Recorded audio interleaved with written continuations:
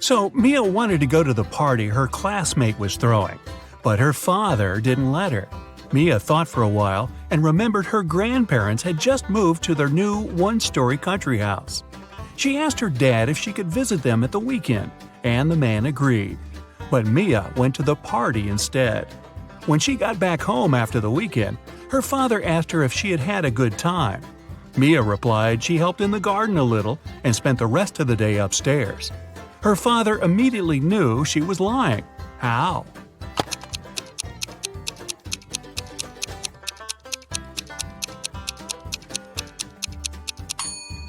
Mia said she'd been upstairs, but her grandparents' house is a one-story cottage. Liar, liar, pants on fire. 11 plus 3 equals 2. 10 plus 5 equals 3. Now how is that possible?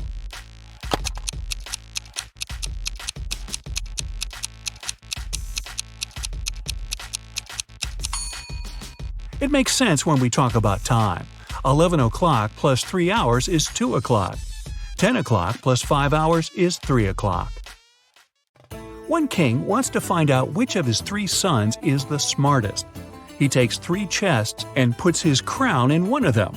On each chest there's a statement, but only one of these statements is true. The crown is in this chest. The crown isn't in this chest. The crown isn't in chest number 1. Each person can only open one chest. The son who figures out where the crown is will be the next king. But can you solve this riddle?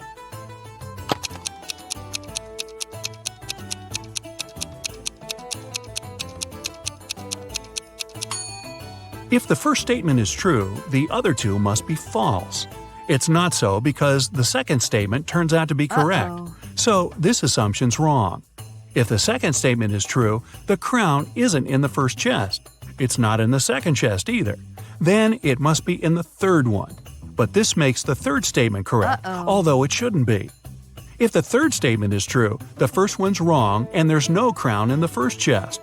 The second statement's also wrong. Now there are no contradictions. The crown's in the second chest. Here's a sequence of letters. Which letter should you add?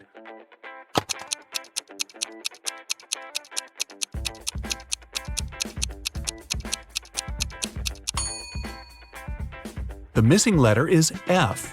If you put it at the end, you'll get E. James and Taylor were best friends in elementary school. Unfortunately, when the children were 10, James and his parents moved to another state.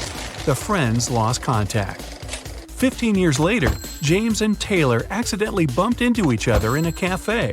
It was their first meeting since school. They recognized each other and started talking. It turned out Taylor was already married and had a daughter. "Wow," said James, "does she look like her dad?" "Oh no," Taylor said, "the girl's a mini version of her mother." "Ah, so she must be a blonde with blue eyes." This time, James was right. How did he understand that?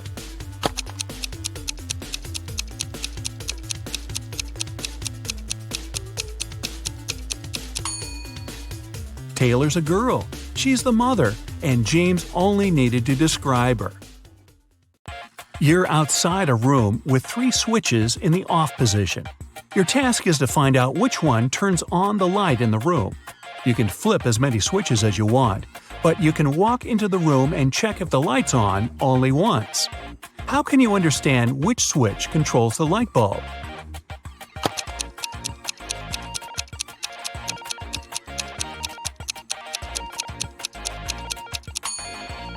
Turn on 2 random switches and wait for a couple of minutes. Then, turn one of them off and walk into the room. If the light's on, the switch connected to the bulb is the one you left in the on position. If the room's dark, touch the light bulb.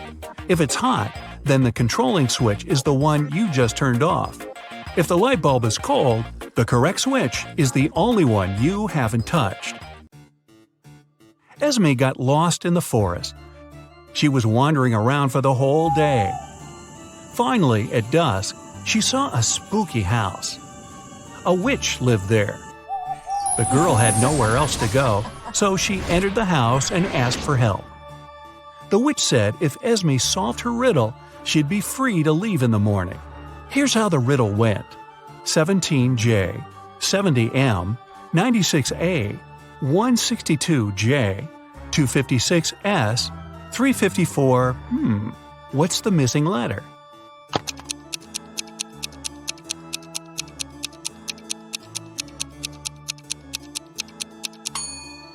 The 17th day of the year is in January. The 70th day of the year is in March. The 96th is in April. The 162nd in June. And the day 256 is in September. Day 354 is in December. The missing letter is D. A young girl got her first job as a maid in a rich lady's house. Once, when she was tidying up, she noticed a very expensive collection of books. She made a break to look through one of them and then returned it to the shelf. The girl kept working until the very evening. No one else was at home. After finishing her work, the maid returned to the shelf and discovered that the sixth book was missing. But she clearly remembered that the book had been there before. It was the one she had been looking through. When the lady returned, the girl confessed she'd lost the book. But the woman only laughed and said everything was fine. Nothing was missing. How come?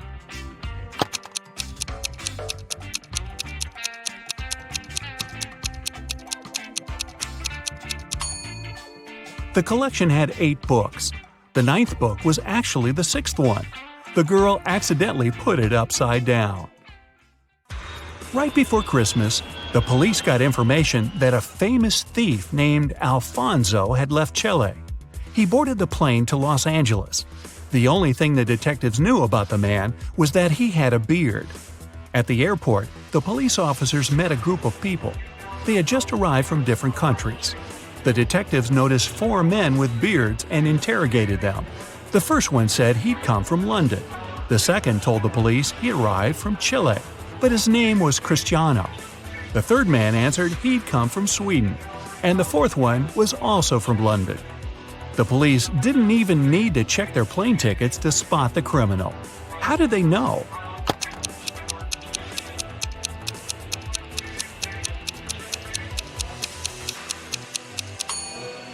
It's Christmas time, but the man who supposedly came from Sweden is dressed too lightly for that climate. He must have arrived from Chile, where it's summer. A road accident happened on a foggy day. 2 drivers were taken to a hospital. Each of them had a concussion. Interestingly, their cars didn't even have a scratch. What happened?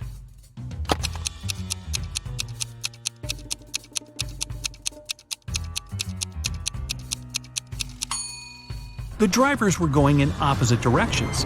It was foggy, so they stuck their heads out of the window. They didn't notice each other and hit their heads. Ow! Samantha was born on January 27th. For the first 20 years of her life, she celebrated her birthday in the winter. But starting with her 21st birthday, she began celebrating it in the summer. Why?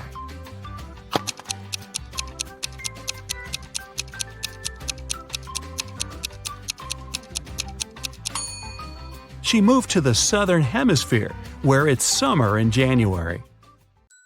2 sisters, Ava and Nicole, are very honest girls. They always tell the truth, except for one day a year.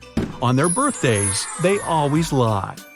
Today is September 17th, and you ask them when their birthdays are. Ava says hers was yesterday, and Nicole says her birthday is tomorrow. The next day, you ask them again, and they say the exact same thing. Can you guess when their birthdays are?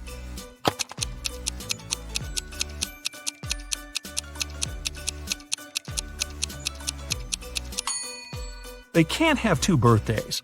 It means that one day one of them lied, and the next day it was the other's turn. Since Ava mentioned yesterday, her birthday must come first. So Ava's birthday is on September 17th, and Nicole's on September 18th. Bethany, Tommy, Eliza, and James spent the whole day at home alone. Their mother didn't let them enter her room. When she came back in the evening, she wanted to eat her chocolate bar, but it was gone. She went downstairs and asked the kids who had eaten her treat.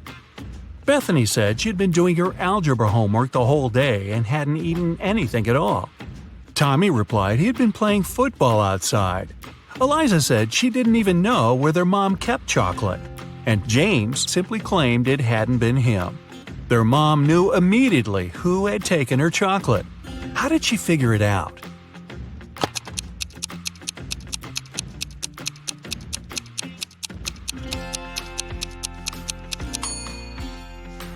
It was Eliza. The mother never mentioned what kind of treat was missing, but Eliza somehow knew it was chocolate. The father of identical quadruplets, Aurora, Belle, Chloe, and Dana, called the teacher and asked her to let Dana leave earlier. She had a doctor's appointment.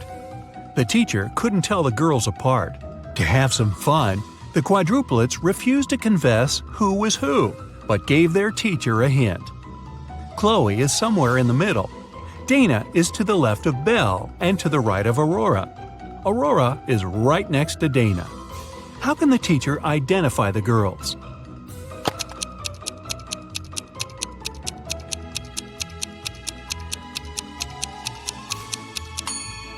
Chloe is somewhere in the middle, and since Dana has someone on both sides of her, she must be in the middle too. If Chloe was the second, Dana would be the third. Then Dana would be to the left of Belle, and Belle would be the fourth. Then Aurora must be the first. But it doesn't work, because Aurora and Dana have to be next to each other. If we switch Chloe and Dana, Dana will be right next to Aurora, but still to the left of Belle. So the right order is Aurora, Dana, Chloe, and Belle. Dana's the second girl. Elsa was 17 years old the day before yesterday. Next year, she'll turn 20. Yay. How come?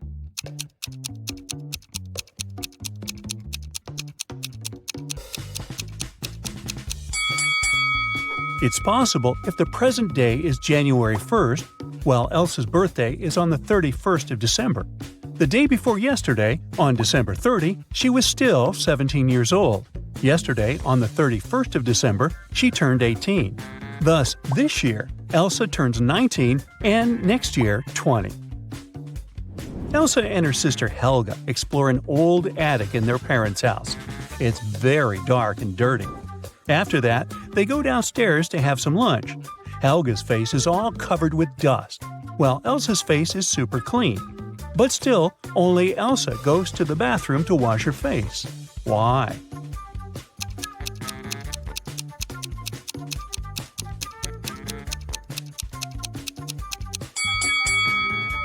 Elsa noticed that her sister's face was dirty, so she thought her face must be dirty too.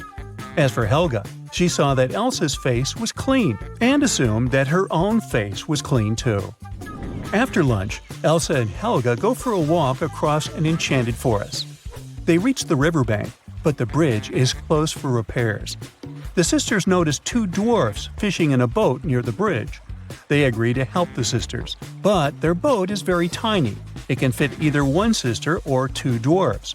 Luckily, they manage to solve this issue. Elsa and Helga cross the river on the same boat. How?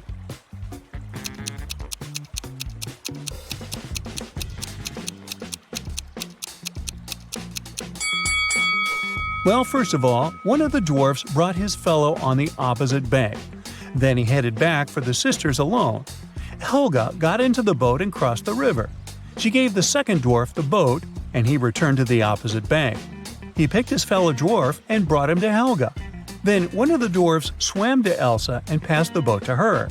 She crossed the river and joined Helga, and finally, the second dwarf returned to his fellow. Helga and Elsa keep on walking and get lost in the forest. There are 3 roads to the nearest town. The first route is filled with mutant plants which feed on humans. The second path leads through an ice cave with a hungry dragon frozen inside a huge ice cube. The third route leads through a village of fairies. Their magic makes humans lose their minds. Which way is safe?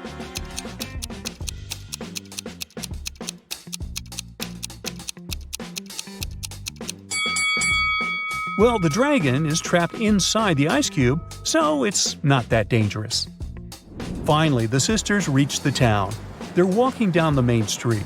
Suddenly, someone throws an orange right at Helga's head. Elsa identifies the apartment from which the fruit fell out and goes there to complain. She knocks, and a young man opens the door right away. Elsa explains that her sister was hit by an orange that fell from his window. But the guy says, "I was washing my dog when you knocked. Only me and my pet live here, so you confused the floors." But Elsa didn't believe him. Why?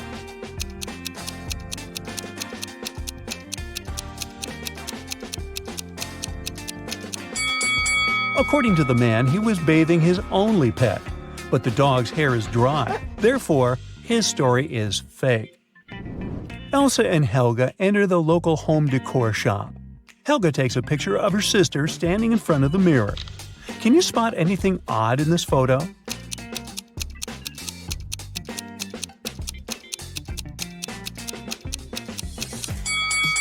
Take a closer look at the mirror.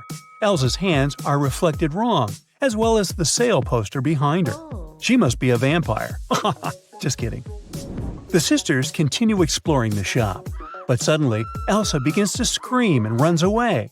That's because one of these ladies is not alive. Can you guess who?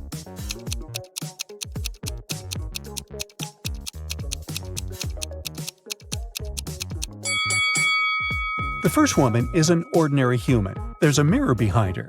The third lady has a painting of herself in the background. And the second lady, who's looking over her shoulder, is a phantom. Her reflection in the mirror doesn't match the reality. Elsa decides to hide in a building nearby. Surprise! It's a pet shop. Elsa wanders around it and spots one weird detail. Can you see it too?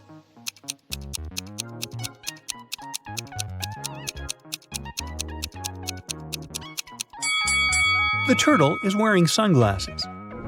The locals tell Elsa and Helga about a creepy werewolf who has been scaring the citizens for several weeks.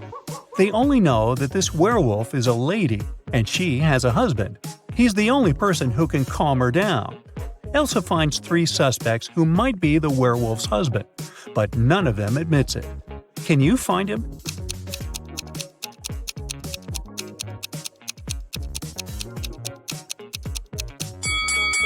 He's the second guy. There are suspicious brownish hairs on his clothes, although his own hair is blonde. The next day, Helga has a birthday party. Elsa goes to the bakery to purchase a cake for her. She's late, so she rushes over and bumps into a waiter. Elsa hits her head and forgets what cake Helga asked her to buy. She remembers just 3 things. It shouldn't have any green elements, the cake frosting shouldn't include more than 1 color, and it must have at least 1 berry. Can you help Elsa find the correct cake?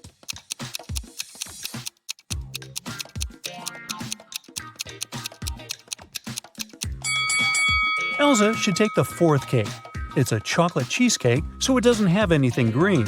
The glazing is brown and is decorated with cherries. A perfect match. Elsa buys the cake and leaves. The bakery is located inside the highest tower in town. Elsa enters the elevator to go down, but she hits the wrong button and finds herself on the roof. She decides to take some pictures with the iconic huge clock installed at the top of this tower. Oops! Elsa drops her phone from the roof. She decides to leave, but someone has already locked the door, and the elevator won't work, so she's trapped on the roof. Luckily, Elsa can still change the time of the clock. What time should Elsa set on the clock to make someone notice and rescue her?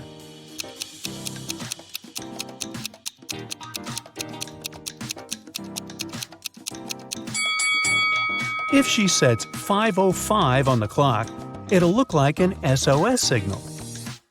Finally, Elsa escapes from the tower and heads to the parking lot. Here's her car. Can you figure out the number of the place where it's parked?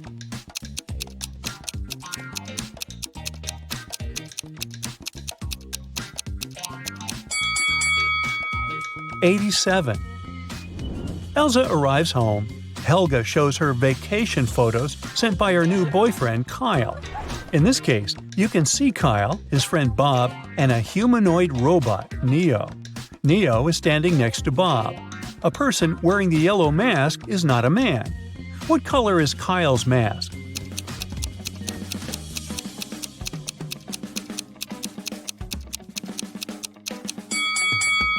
According to the terms, only the third guy can be Kyle, so his mask is blue. The birthday party is going well. It's almost midnight, so Elsa goes to the kitchen and adds candles on the birthday cake. Suddenly, she remembers that the only lighter in the house is upstairs in her room. She leaves the cake at the table for a minute. Then Elsa returns and sees the cake smashed all over the floor. Oh, no. She questions 3 suspects. Lauren says, "I was in the living room all night. I don't know who did it." Wendy says, "I went outside to watch the full moon. It's so beautiful tonight." Kyle says, "I was shooting a TikTok dance with Helga." Who ruined the cake?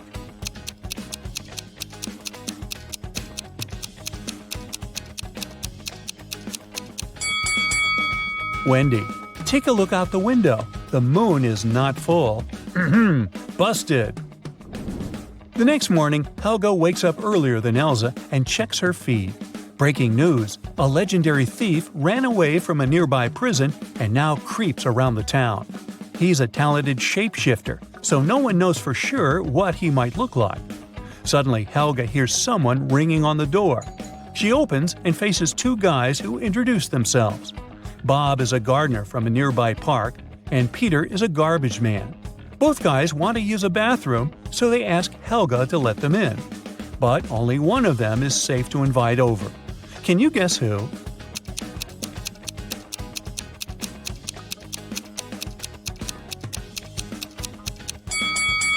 Bob is wearing clothes with red stains, but he's also holding a brush, so he was probably just painting a fence. Let's take a closer look at Peter's facial hair. One mustache has come unglued. It's fake.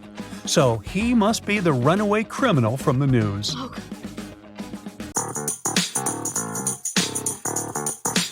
Today, we're visiting a truly bizarre university. Keep your eyes wide open and don't trust anyone. Yeah. Look at these people. One of them is not a student. Can you figure out who it is?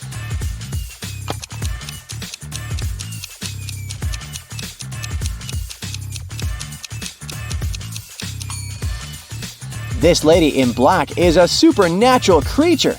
Look at the mirror. Both she and her reflection are facing you. It's not possible in the real world. Students at this university aren't exactly known for their honesty. Look, it's midterms, and someone is cheating during an exam. Can you help the professor find this dishonest student?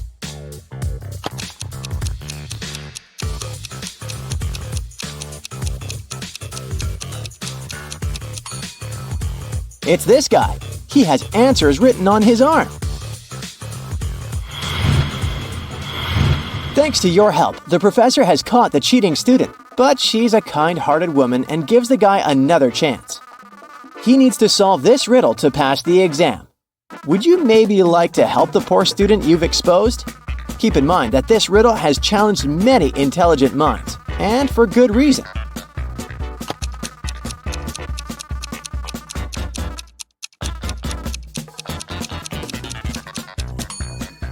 The missing number in the third circle is 225.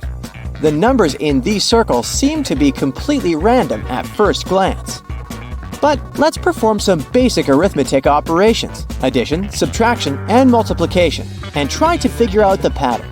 We need to follow these steps. Look at the first circle and pair the opposites. The first pair gives us 11. As for the second pair, we need to calculate the difference between the numbers. It's 9. The next step should be finding the difference between the two results and squaring this number. We get 4. Let's do the same for the second circle to make sure that this is a working scheme. And now, let's find the missing number. So, 225 is the answer. The exams are over, and students are celebrating. But the party is kinda shady. Look around. Someone who doesn't belong to this college has sneaked inside. Can you spot the intruder?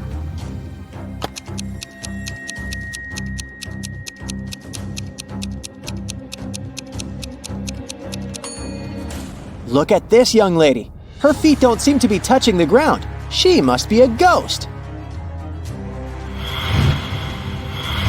During the holidays, supernatural beings occupied the college, and now they're haunting the students. Even worse, someone has bitten your friend. Which of these people is a vampire?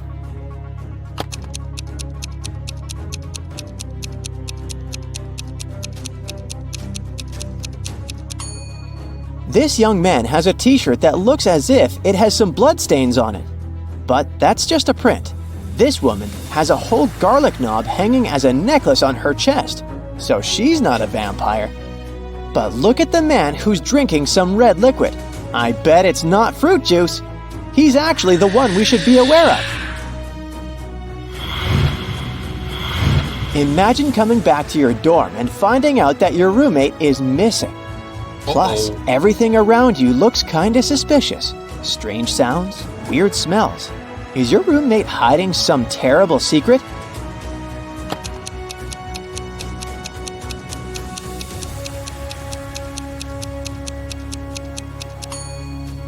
Let's look at the sky. See that full moon? Now, pay attention to the walls and the floor of your room. You can notice scratch marks and chunks of fur here and there. That's the answer. Your roommate is a werewolf. After figuring out your roommate's secret, you realize you need to clear your head. You go to a morning pool party. People are swimming, playing around, and having fun. But one of the guests is a mermaid. Can you figure out who it is?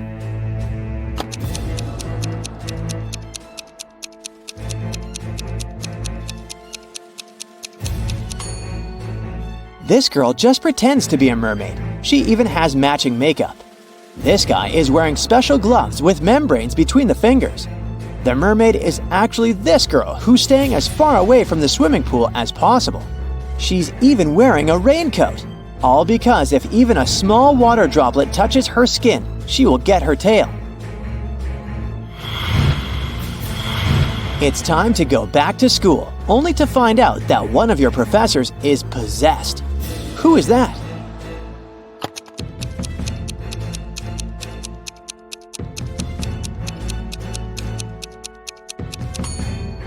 This man has red eyes and messy hair, but that's most likely because he's sleep deprived. This woman is unnaturally pale, but she's suffering from food poisoning. Look at that piece of pizza next to her. It sure doesn't look fresh. At the same time, the guy on the right has two shadows instead of one. He's definitely possessed. Okay, now let's move on to something less supernatural, but no less tricky. Imagine having to empty a jar of milk and a jar of water into a bowl. But of course, there are several conditions. You must be able to see the border between the milk and the water. You must be able to separate the milk from the water. And finally, you aren't allowed to use any kinds of dividers to keep these two liquids apart. How can you do it?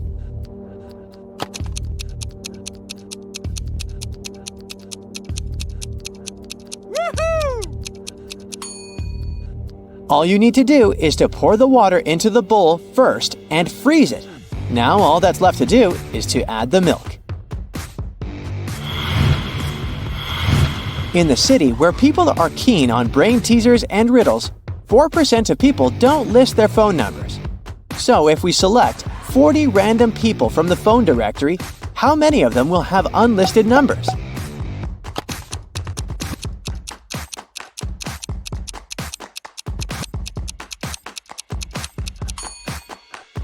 The answer is 0%. You see, if the numbers of these 40 people are in the phone directory, they're already listed by default.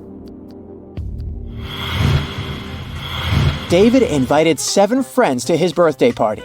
They brought a beautiful big cake, but they couldn't eat it unless it was divided into 8 equal pieces with just 3 cuts.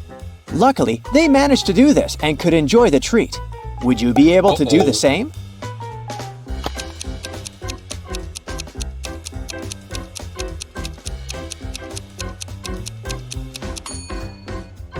To fulfill this task correctly, you need to follow the next steps.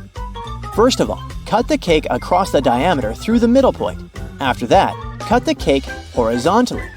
Now you already have 4 equal pieces. And finally, cut the cake across the diameter, perpendicular to the first cut. There you go, 8 equal pieces and just 3 cuts. Now, look at the poor guy. One of his friends has pulled a paint bucket prank on him. Look at the rest of the people attentively and try to figure out who it was.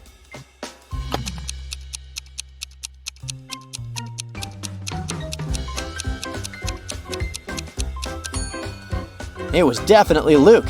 Look at his pants. There are paint stains there. Now, look at these girls. They're in a dark basement tied with ropes. Who is going to be the first to escape?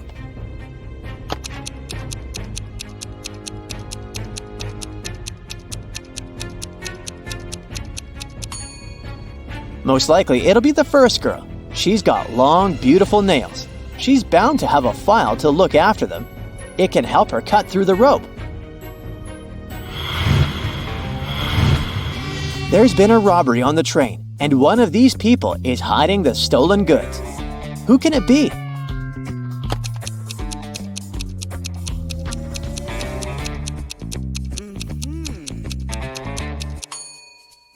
It's this woman. She only pretends to be pregnant.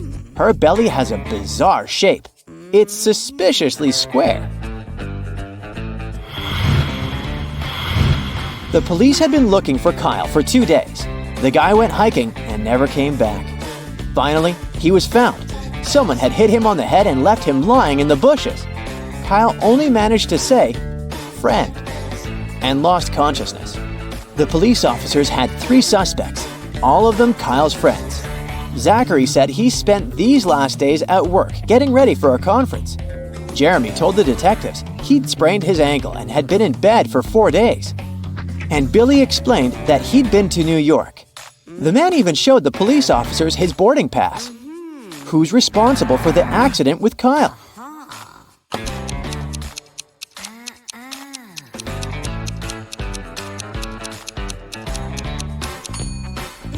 Billy showed the police just one boarding pass from Chicago to New York. Then how did he get back from New York? His story sounds fishy. Jordan was very late for a job interview, but when he drove up to the office building, he found out there were no free parking spaces. He decided to leave his car a bit farther from the entrance. But even though there were several other vehicles in that area, parking was prohibited there. Luckily, Jordan came up with an idea and didn't get fined. What did he do?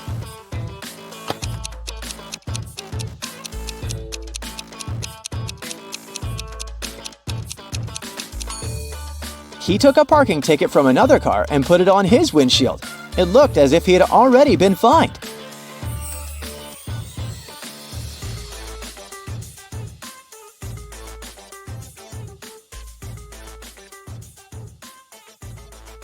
Andrew and Emma agreed to meet for a date at the park entrance at 9 p.m. But there was a slight problem. Both Andrew's and Emma's watches were showing the wrong time. Andrew's watch was 3 minutes behind, but he thought it was 2 minutes ahead. Emma's watch, on the other hand, was 2 minutes ahead, but she thought it was 3 minutes behind. Which of them do you think will be late for the date?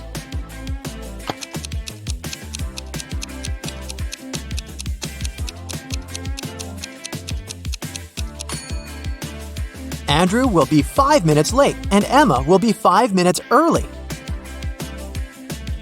Gemma was attending a technology-themed costume party. When she arrived at the venue, she saw 3 people chatting by the drinks buffet who were all dressed in robot costumes. However, she noticed that one of them was a real robot.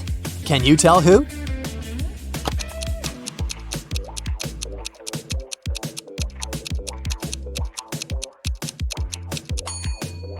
Everyone is holding drinks in their hands, but take a look at the second guy. His glass is empty, but he's still pretending to drink something from it. Robots and liquids don't go well together, so he must be an actual robot. Realizing that Gemma noticed him, the robot immediately pulled her to the corner of the room and said, "Now that you know my real identity, I need to wipe your memory. But if you can answer my riddle correctly, I'll let you go. I have keys, but open no locks. I have space, but no room. You can enter, but you can't go inside. What am I?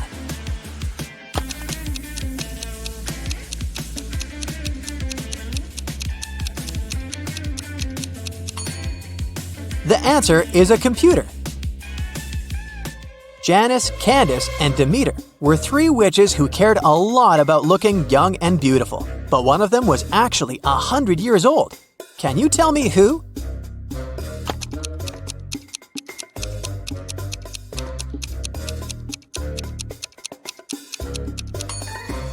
The first witch, Candace, who is taking a selfie, looks like an old woman on her phone screen, but that's just a social media filter.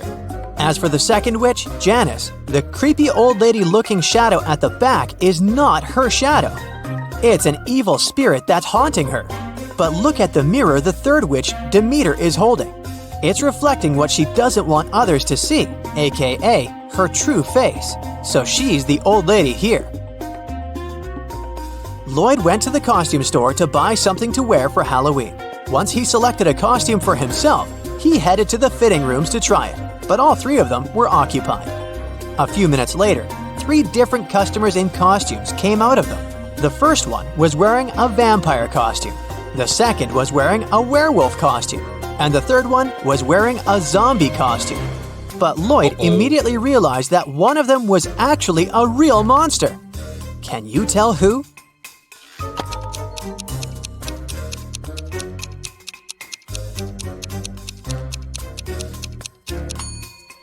Take a look at the mirrors in front of the fitting rooms. The customer in the vampire's costume doesn't have a reflection. That can only mean he is a real vampire. Sir Ridley Stormrider was a knight searching for his one true love. He traveled to the kingdom of Veridonia after hearing rumors that there was a magical mirror there, which revealed the location of the heart's desire to those who looked into it. But there was a catch. It would only reveal it to you if you knew the answer to the riddle that was engraved on it. I'm often running, but I never get tired. What am I? Can you help Sir Ridley Stormrider find love?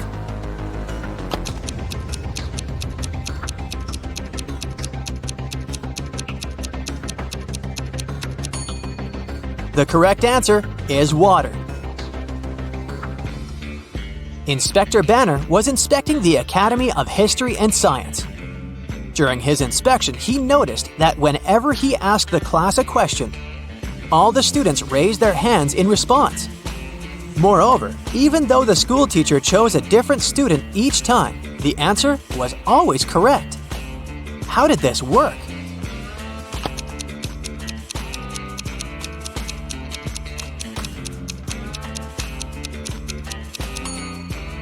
The teacher had prearranged with the students that they would be called upon to answer regardless of whether they knew the answer or not. But those who knew the answer should raise their right hand, and those who did not know should raise their left hand.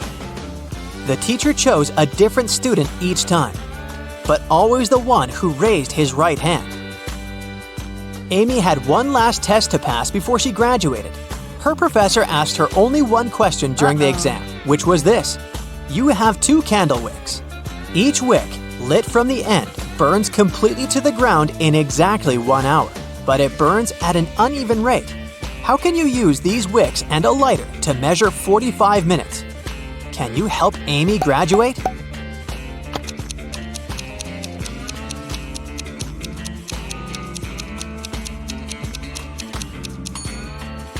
It's necessary to light the first wick simultaneously from both ends, which will give you 30 minutes. Simultaneously with the first wick, you light the second wick from the end, and when the first wick burns out after 30 minutes, you light the second wick from the other end, which will give you the remaining 15 minutes.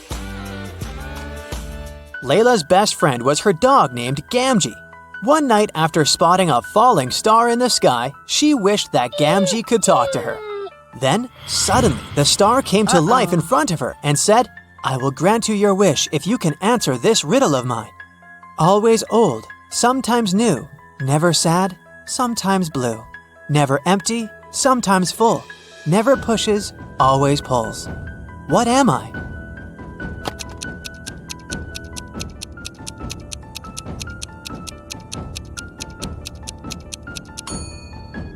The answer is the moon. To Layla's surprise, her dog really started talking. The first thing it said was, "Oh, this riddle game is so fun! I want to play it too! Here's my riddle to you. What's always found on the ground but never gets dirty?"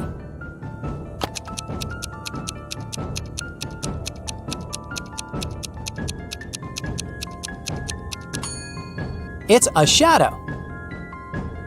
Jamie was standing at the edge of a circular lake. The lake was 200 feet in diameter, and there was a small island directly in the middle. There was a large tree next to him and a large tree in the middle of the island. Jamie needed to get to the island in the middle of the lake, but he didn't know how to swim. He only had a little over 200 feet of rope. How can he use that to get there?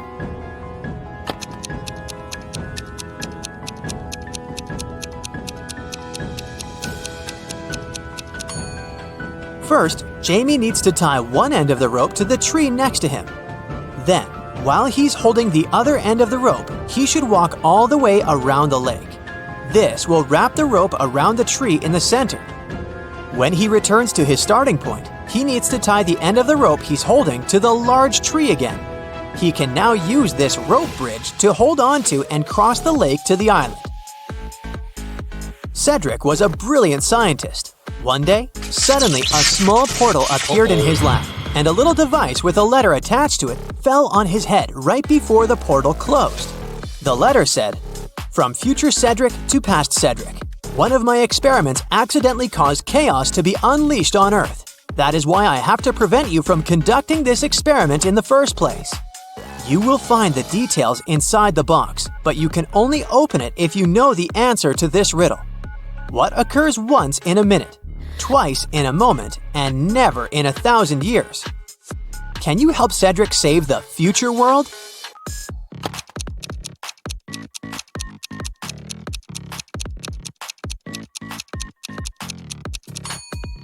The answer is the letter M. People who visited the town of Maplebrook often found themselves intrigued by Mr. Perry. He had a reputation of a not quite intelligent person. That was because when offered a choice between a 50-cent coin and a $5 bill, he always chose the coin, even though it was worth 10 times less than the banknote. Can you tell why he never chose the banknote?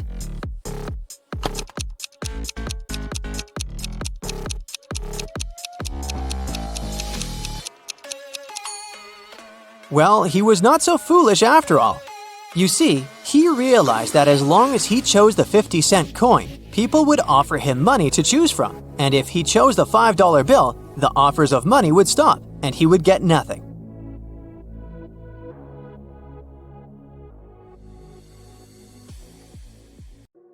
Lola is a waitress on a giant cruise liner.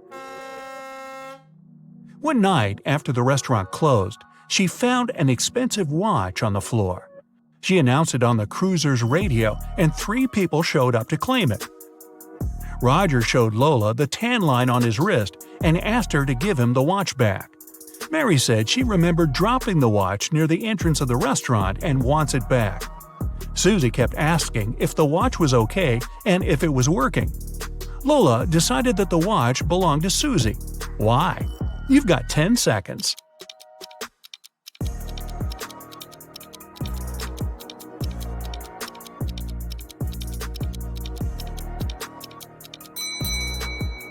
Roger's tan line on his wrist is too small compared to the watch Lola found.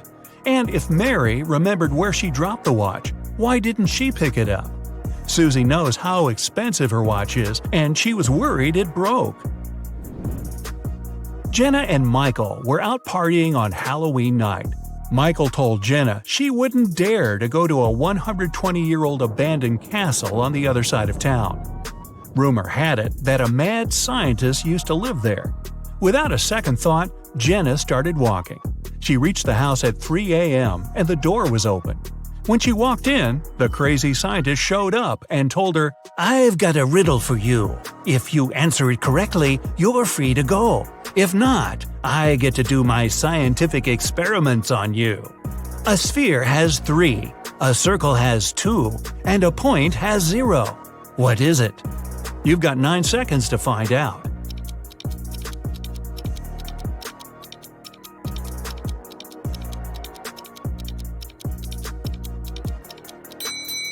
Dimensions.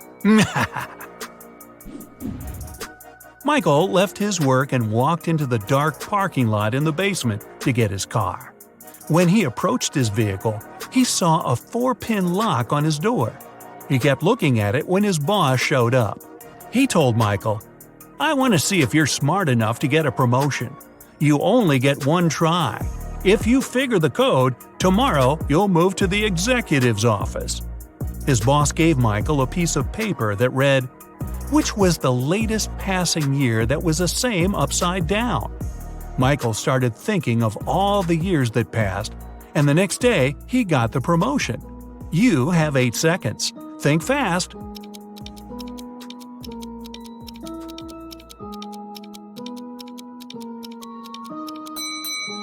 It's 1961.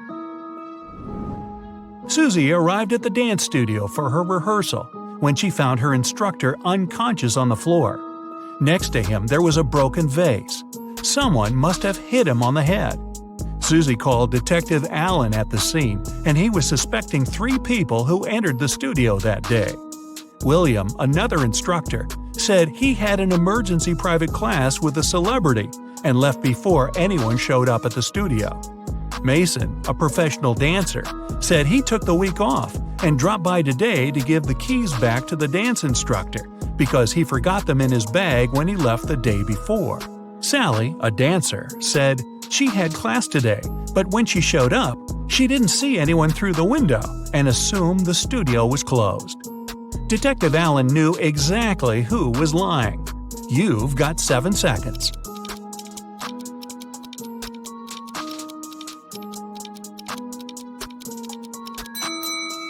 It was Sally. Her fingers are covered in bandages and cuts. They must have happened when she broke the vase. Lucy was walking back home from the restaurant. She was talking on the phone to her sister and took a shortcut through a creepy park. Suddenly, someone came behind her and snatched her handbag from her shoulder. She tried to chase them, but it was too dark. She only saw a figure going into the cinema. Lucy followed them there, and when she went in, she only saw 3 girls standing there and questioned them. The first girl said she just got there, and she's waiting for her friend to arrive. She said she's holding a big bag to sneak some food into the theater. The second girl said she missed the movie because she has a broken leg and it took her a while to get all the way to the cinema, so she's waiting for the next viewing. The third girl said she came back from her friend's house and wanted to see what movies are playing. Lucy took a good look at them and knew exactly who was lying. You've got 6 seconds.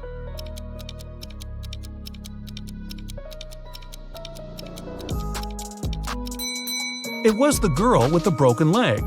Her left leg is broken, and instead of holding the crutch on the left to support her weight, she has it on the right side. Alex was at the park, snapping photos of trees and flowers for a photography competition. When he finished, he placed his camera on the bench and tried to disassemble his equipment to head back to his car. Suddenly, he heard someone running, and his camera was gone. He saw the person going inside a blue car. Alex got the rest of his stuff and followed the robber. He then saw the car parked outside a restaurant. He walked in and saw 3 people sitting down. Can you guess which of them is the robber? You have 5 seconds.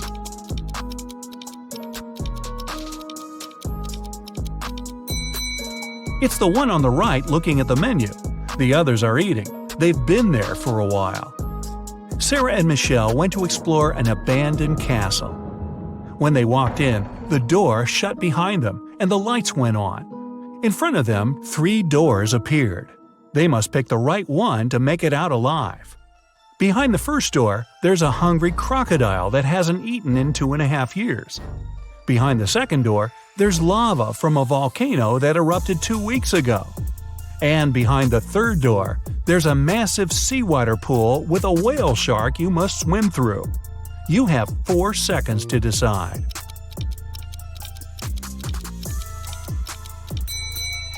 Crocodiles can go without food for 3 years, and lava can remain hot when it's well insulated for months. The best option is the whale shark. Even though it's a shark, we humans are indifferent to them. Tori was the lead actress in a movie. They were filming on a deserted island to make sure nobody was around to interrupt the scenes. The day before the shooting, Tori was found unconscious in her room, and the crew member called Detective Martin on the case. He interviewed 4 suspects. The producer said he'd be scouting the island to find a new location with a lake, and he didn't talk to anyone all day. The writer said he'd been making some adjustments to the scripts in his trailer. The camera operator said he was testing his filming equipment when a stranger approached him for directions. He ran off to help them. The director was sitting on the beach, writing down notes about small details he wanted to add to the movie.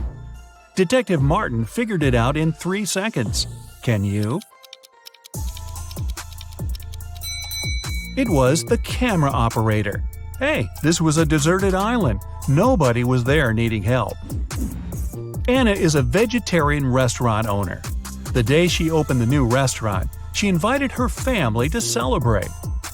Her sister came first, but found Anna unconscious on her office floor. She immediately called the police, and they questioned everyone that entered Anna's restaurant that day. The electrician said he came in for some final checks to make sure everything works. The cleaner said he came in for his shift, but Anna was okay before he left. The chef said he had been sharpening his knives for the meat carvery station. The police arrested the chef. Why? Here are your 3 seconds. This was a vegetarian restaurant. There's no meat carvery station. Jenny, a famous singer, went abroad for her first concert. She checked into a hotel and went to perform for her next show. When she returned to her room, she realized all her jewelry was gone, and she called the police. Detectives checked the cameras and saw that nobody left the hotel that night. The person who took them was still inside. There were only 3 people at the hotel. Michael said he couldn't sleep and spent the entire night in the lounge reading. Jason, the manager, said he spent the night in the back office watching TV because it was quiet. Margaret said she went to the hotel's pool to swim alone. The police knew who was lying. You've got 2 seconds. It's Margaret. Hotel pools are closed tonight for maintenance. Jason and his wife are millionaires. They have 3 sons and 2 daughters. All kids were going on a camping trip together, and the couple will have the weekend for themselves to relax.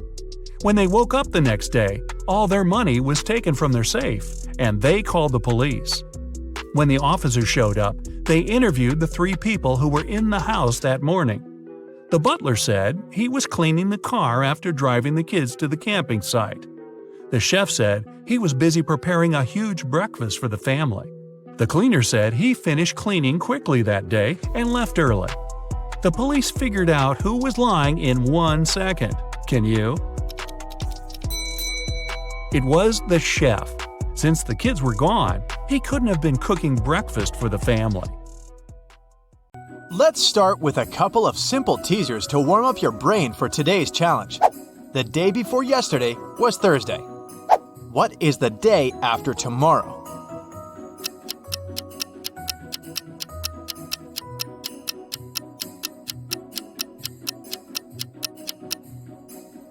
If the day before yesterday was a Thursday, it means that today is Saturday.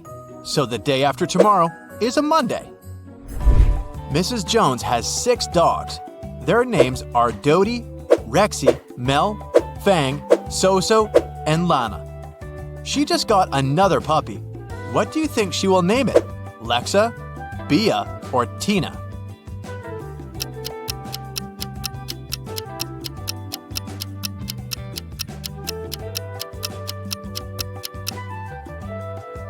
Tina. She seems to follow the scale do, re, mi, fa, sol, la. And then comes T. Detective Callum was walking past a little house in the suburbs and heard a woman screaming, "No, Ben, don't!" He ran inside and saw an empty bottle of rat poison and several people inside. An elderly lady, a young man, a blonde girl, a brunette girl, and a cat. He figured out that one of them had drunk the poison. Without asking any questions, he picked up the man and drove him to the hospital. How did the detective know who drank the poison?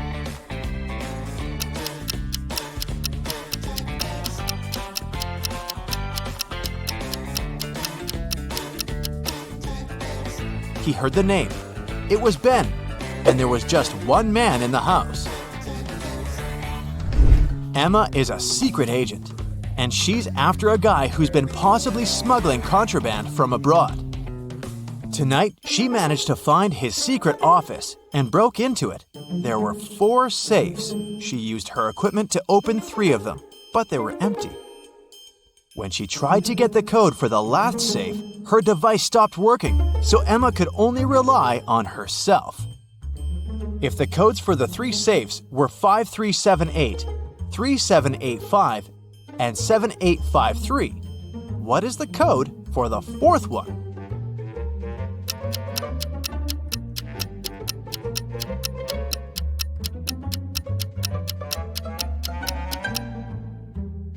You might have noticed that every next code is formed by moving the first digit of the previous code to the last position.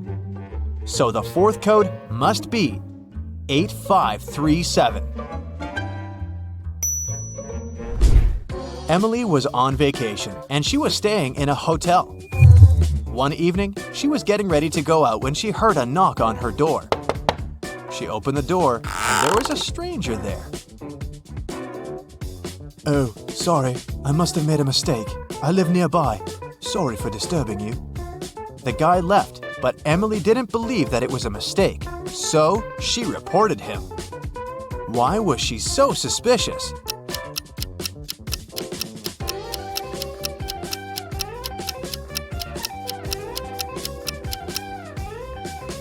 The guy knocked on the door. If he had really thought it was his room, he'd have tried to open it with his key.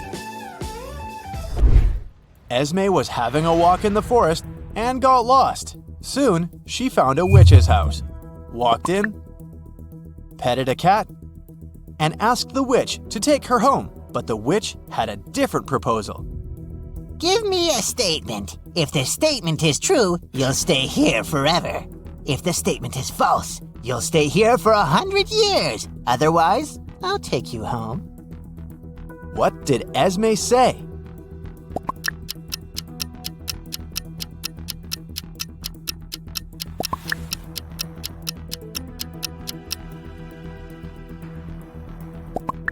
Esme said, "I'll stay here for 100 years. Now, if it's true, she should stay forever instead, but then the statement will be false. If the statement is false, she will have to stay for 100 years, so it becomes true. The witch is too confused, so this time, Esme's going home. Detective Callum was following a robber around the city.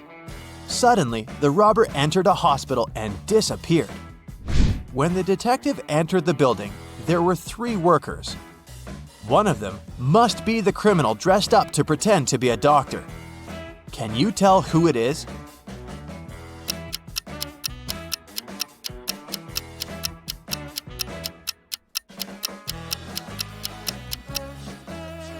It's the guy on the left. All other doctors wear hospital shoes, and he's the only one wearing regular sneakers. On a summer day, the police warned that a robber had escaped from Spain and taken a plane to Los Angeles. They got the description of the robber. 6 feet tall, skinny, dark hair, no beard.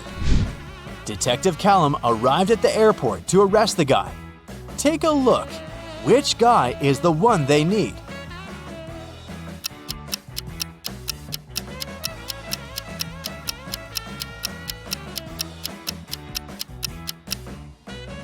It may seem that there's no one who fits the description, but look, this blonde guy here. Some dark hair is peeking from under his blonde wig.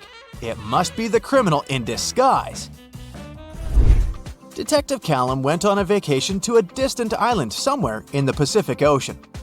The problem is that he doesn't speak or understand a word in the local language. But right now, he needs to figure out which restroom to use. since one is for men and the other is for women.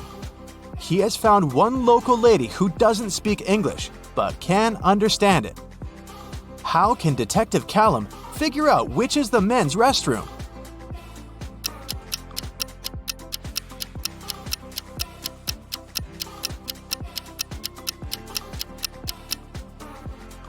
It's possible to do this by asking just 2 questions.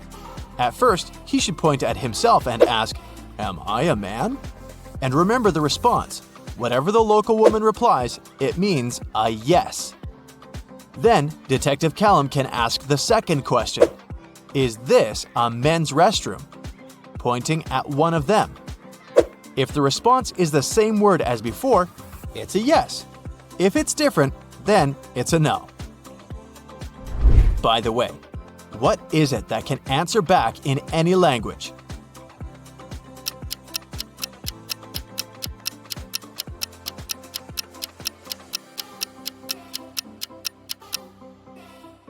It's an echo. Alu is a fairy who needs to fly to a village on the other side of the forest for some fairy business. The problem is that the trip there takes 6 days, but one fairy can only carry 4 packs of pixie dust, and one is only enough for 1 day. There's no chance of getting more pixie dust midway. It's all stored in the villages. So, Alu should take some helpers on the trip with her. How many helpers does she need? And what should be her strategy to reach the other village?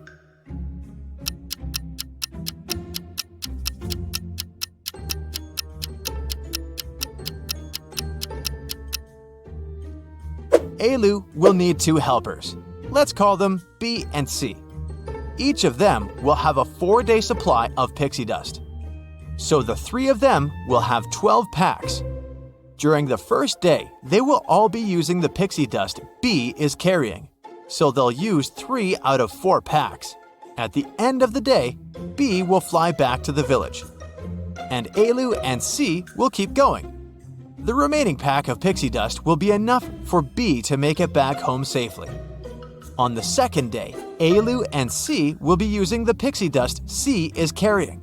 So they'll use 2 by the end of the day. Then C will go home. The road back home will take her 2 days, and the 2 packs will be enough for her to return. Alu will continue her journey alone. It'll be just 4 more days. But she'll still have her 4 packs of pixie dust to make it there. Elle is a college student. She goes there by train, but she always rides her bike to the train station. Her house is between 2 stations, 1 mile from the first station and 2 miles from the second station. Every morning, she rides her bike to the first station. But every afternoon, when she returns from college, she gets off at the second station. Why?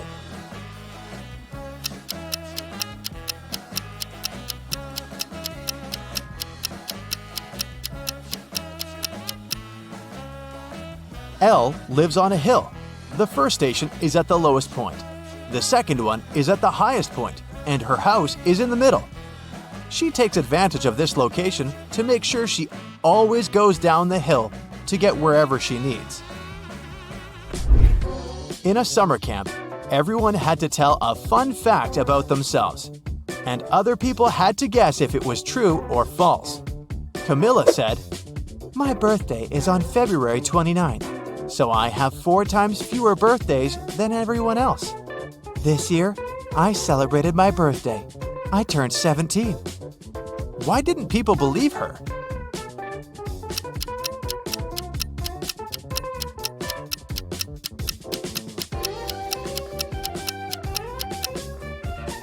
February 29th only happens once every 4 years. Camilla couldn't celebrate her 17th birthday on her actual birthday because this number can't be divided by 4. So either she wasn't born that day or she's not 17. Robert was a collector of rare coins. One day, the man called the police. "I got this coin only yesterday," he cried. "I've been looking for it for several years, and now it's gone. I'll bet it's one of my brothers. Frederick and Matthew live together with me. One of them collects ancient books, and the other is crazy about rare stamps. All our collections are kept in one large room." The police started to ask Robert for more details. It turned out that the key from the room where all the collections were was kept in a vase standing on the fireplace. The only person who visited the house was Robert's friend, Mark. The man liked the coin so much that he started offering big money for it. But Robert didn't agree to sell it. In the morning, he came to check on the coin, but it was missing. When the police arrived, they found out the room had been opened with the key. The police didn't find any fingerprints either. Do you know who stole the coin?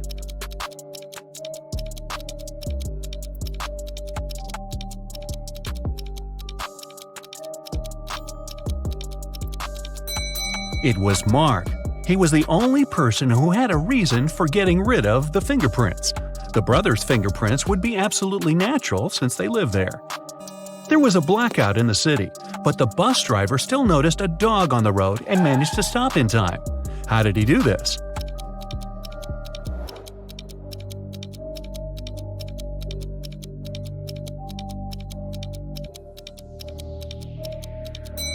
This accident happened during the day.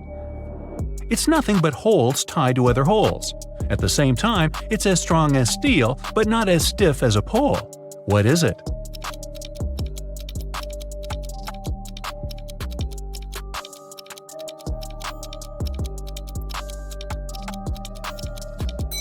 It's a chain.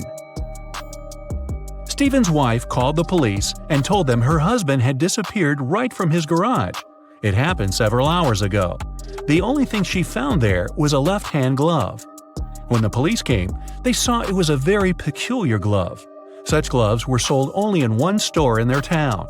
The store owner told them he had recently sold these gloves only to two people, Kevin, Stephen's neighbor, and Brian, Stephen's colleague at work. The police officers visited Kevin and asked the man to show them his gloves, but Kevin had just one. "I lost the other glove a week ago, and I don't have any other gloves." The man even pulled the glove on to demonstrate it to the officers. Then the police visited Brian. "I was wearing these gloves when I was repairing my car. They got so dirty that I threw them away." Who do you think knows something about Stephen's disappearance?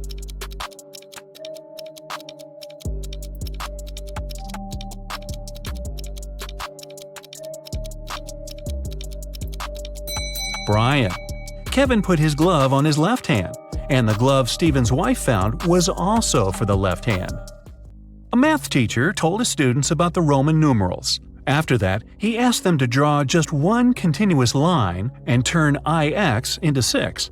The only condition was that the students were not to lift their pens from the paper until the line was finished. Jeffrey was the first to complete this task. How did he do this?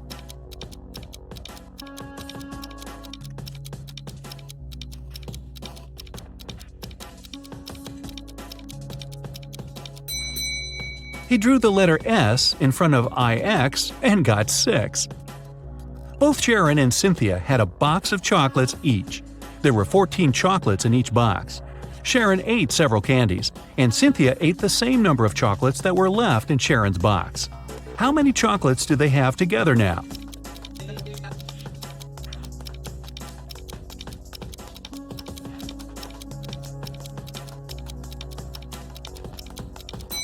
They still have 14 chocolates together. Kimberly inherited an old house from her rich aunt. When the young woman was exploring the cellar, she came across a massive wooden door. She opened it and saw a small room. In that room, there were 3 bags and a note on the floor. One of the bags has $1 million, and the others are empty. You can only open one bag, so think carefully. Kimberly also noticed there was a message on each bag. On the first bag it said, "The cash is not here." The message on the second bag was, "The cash is not here." And the message on the third bag claimed, "The cash is in the second bag." If only one message is true, which bag has the money?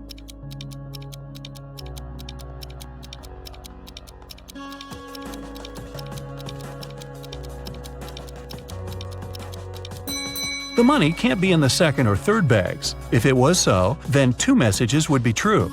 It means the money is in the first bag. When you look for something, you always find it in the last place where you search. Why is that?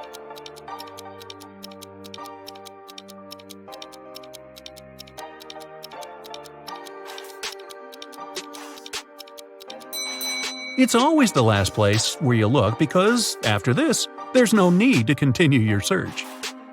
A married couple went on a vacation and asked their neighbor to look after their house. When they returned, the wife found out that she had lost all her expensive jewelry, and it happened because of a power failure, no less. The woman had hidden her jewelry in a supposedly safe place. The house hadn't been burgled. The neighbor was an honest person. The jewelry had disappeared by accident. What happened?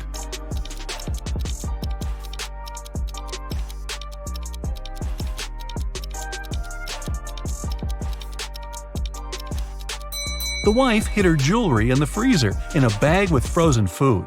After the power failure, the food got spoiled. The neighbor decided to help and threw away all the bad food from the fridge, along with the jewelry. You're locked in a room with 3 doors. It's safe to walk through any of them, but the doorknobs are the real problem. One of them puts out high voltage. The second is covered with poison. Just one drop on your skin and you won't survive. And the third doorknob is so hot it will make your hand burn. What doorknob should you opt for?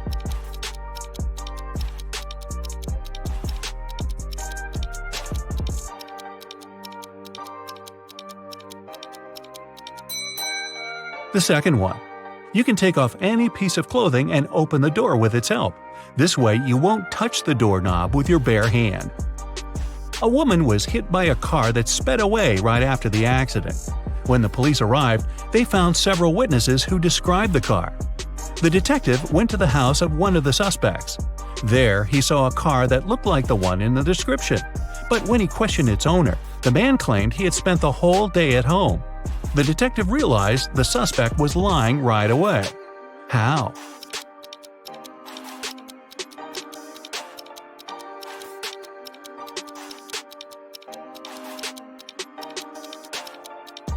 He touched the hood of the car. It was still warm from the engine.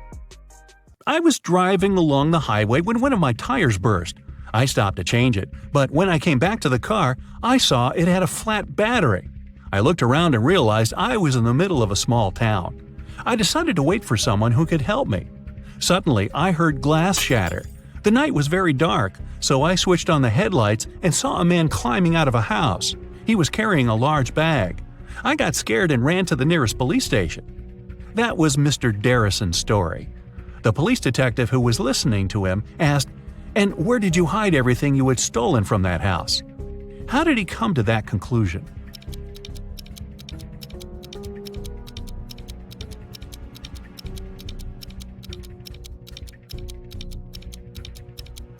If Mr. Darrison's car battery was flat, how could he switch on the headlights?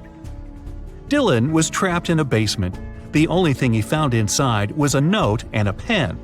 Find the way to get 200 out of 188 with one line, and you'll be free. 5 minutes later, the door opened automatically, and Dylan was free. What did he do?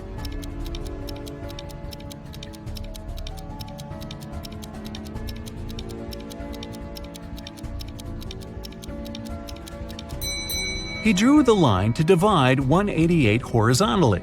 That way, he got 2 ones and 4 zeros. A woman in a purple dress exclaimed, "I've never been to this store, Cinderella dresses. What kind of name is this?" But many people claim that a woman in purple took all the money from the cash desk while the shop assistant was away and ran out of the store, Detective Smith told the woman. The woman exclaimed, "I was just standing outside when suddenly a woman charged at me. Of course, I got scared and ran away. Then a police officer saw me running and stopped me. I agreed to return to the store, hoping it'd clear up the confusion. Several visitors said I could be the thief, but they weren't sure.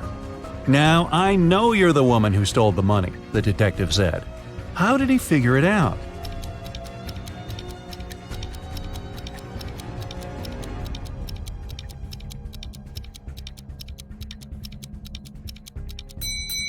The woman said return to the store, which means she had been there before and lied about the whole situation. Your company produces shoes. You have 2 factories in different cities. The workers of both factories have started to steal shoes. You can't use any additional security, but you have to stop the theft. How can you do it?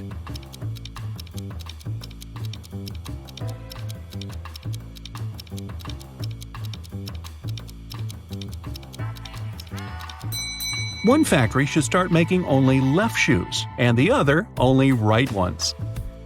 Detective Aaron Bowler participated in a competition organized by a private consultant who came from Europe. Aaron wanted to become the Detective of the Year very much. It was the evening of the last day of the competition. The consultant explained what would happen next. You will all gather in a large room. Once you hear a shot outside, you'll need to rush in and find the criminal. The winner will be the person who will get to them first. You aren't allowed to use any equipment or tools. Several hours passed, and the people in the room started to get nervous. Suddenly, Aaron got up and went to another room. His colleagues asked him where he went, but the guy only answered, "I need to get ready for the chase," and he took a seat without switching on the light. Several minutes later, the detectives heard the shot. Aaron ran outside and was the first to catch the criminal. The consultant gave the man his prize and asked, "What helped you to be the first?" What did Aaron answer?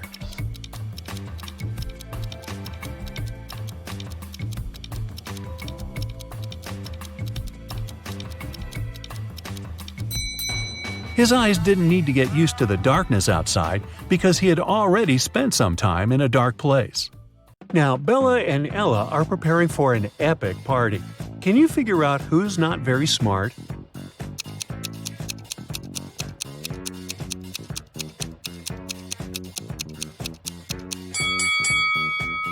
Even though Bella looks as if she's about to touch a hot iron, the device is actually unplugged, so she probably won't burn herself. Meanwhile, Ella is about to touch a heated waffle. Bella and Ella text their friend named Mike, who never answers any questions directly. They invite him to go to a party together. Mike's answer is kinda weird. Sorry, no money, job and job. Now, can you help the ladies crack Mike's message?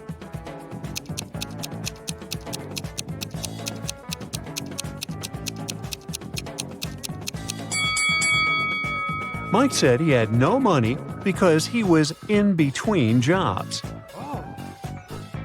Bella and Ella arrive at the nightclub and see a huge line at the entrance.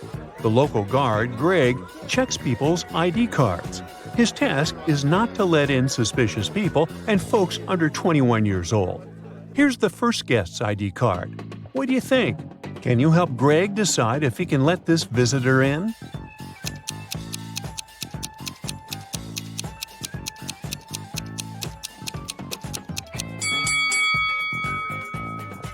She seems fine. Let her in. Yes!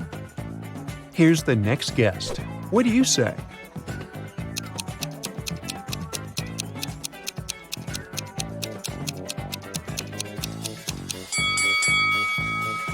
June 31, doesn't exist.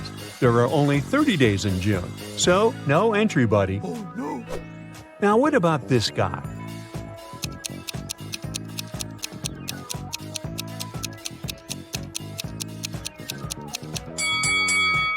Something's wrong with his birth date as well. There was no February 29 in 1977. That wasn't a leap year. And what about this lady's ID?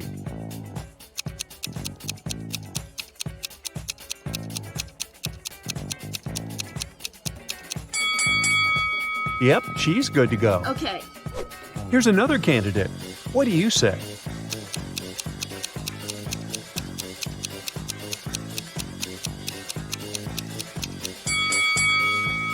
Well, he's 22, so he seems fine.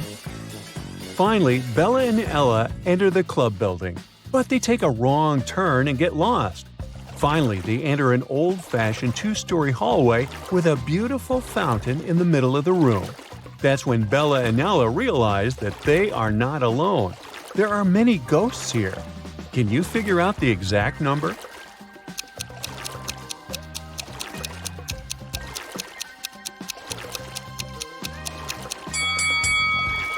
There are 7 ghosts in this space. One of the ghosts is hiding inside the fountain. And the lady over there is not a ghost. She's standing on her feet and she's sweating. So she's very much alive. The lady is the owner of the property. She says, "To get out of this place, you have to crack the following puzzle." Can you help Bella and Ella figure out what number is hiding under the question mark?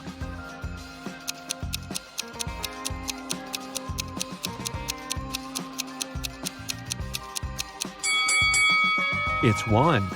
5 equals 1 because 1 equals 5. That was mentioned earlier in the equation. Bella and Ella are very hungry. Finally, they get to the party and see 2 tables with snacks. Although they look identical, there are 5 differences between them. Can you spot those details? Feel free to pause the video if you need more time.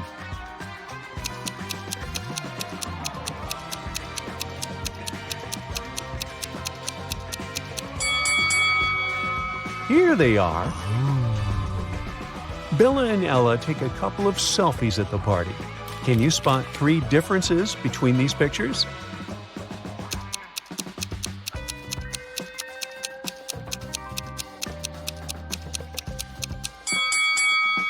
Ah, 1, 2, and 3. Bella goes to the dance floor, and Ella stays on the sofa. After a while, Bella returns and finds no Ella, only a creepy note on the sofa. We have imprisoned your friend in the middle of this labyrinth. Go save her before it's too late. Bella approaches the labyrinth entrance. She's worried that once she walks in, she won't be able to find her way out. Oh my god. How can she escape the labyrinth without getting lost and wasting too much time?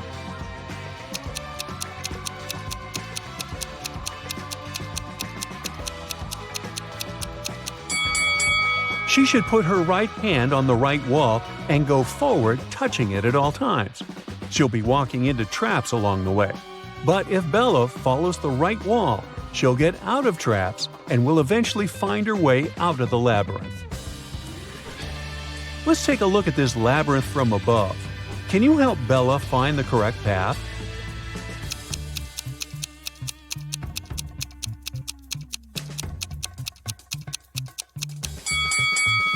Here's the only route leading to the final destination. Bella manages to find Ella in the center of the maze. Suddenly, a secret door opens, and a creepy voice announces, "You can use this elevator to leave, but first, you have to enter a 4-number passcode to turn it on." Can you help the ladies crack the code?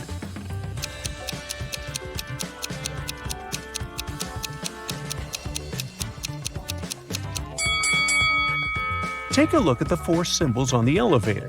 It's a hint. Each image implies a number. The word crown consists of 5 words, so it implies 5. Necklace implies 8, ring 4, and diamond 7. And the code is 5847. Oh. Bella and Ella want to return to the party, but they face a guard who says, "You'll have to crack my riddle if you want to come in." What is that thing that you have to break before you can use it? The ladies crack this mystery right away. What about you?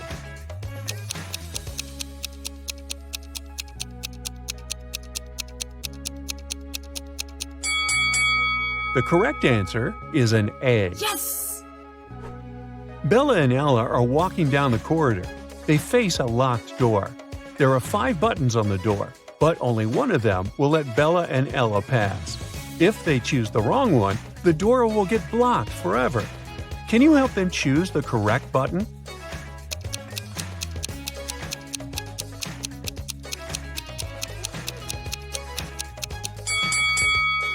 There's something special about almost all these buttons.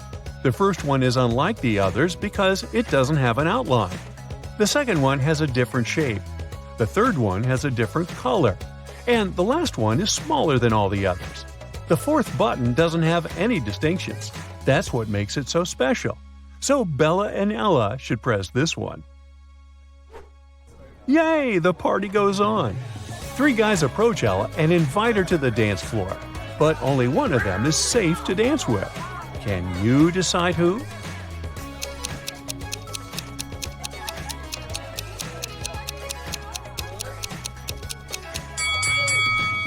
The first guy has too many spikes on his clothes. He might accidentally scratch Ella. And the second guy is a sorcerer. He has a love potion in his pocket. so he can't be trusted either. Therefore, Ella should pick the third guy. Bella takes a picture of Ella on the dance floor. She freaks out right away. Oh my god. Why?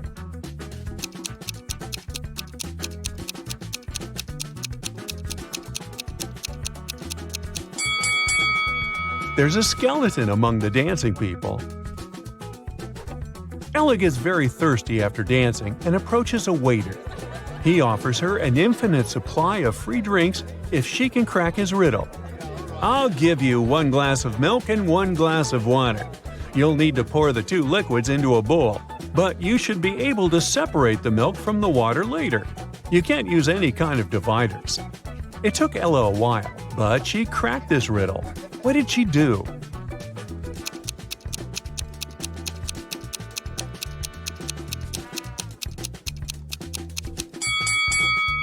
She poured all the water into a bowl and froze it. After that, she added the milk. Oh. Finally, Bella and Ella leave the party and enter a supermarket to grab some snacks. They see 2 ladies. One of them is married to their friend Mike. Can you guess who?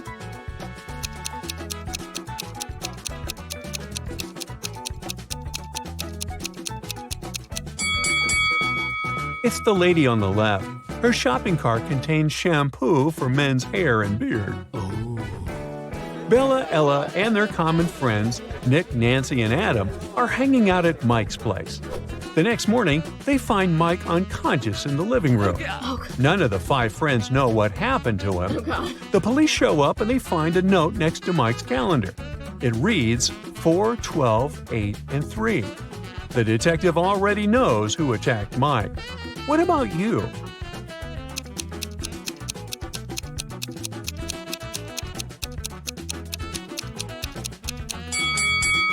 It was Adam. The note was next to a calendar. 4 implies April, 12 implies December, 8 August, and 3 March. Take the first 3 letters of each month, and you get the name Adam. The next day, Bella and Ella go skydiving. Oh no, Bella's parachute hasn't opened, and she's now plunging toward the ground. There are 2 places where she can land. Bella can either fall into the lake or into this large haystack. Can you help her choose the best option?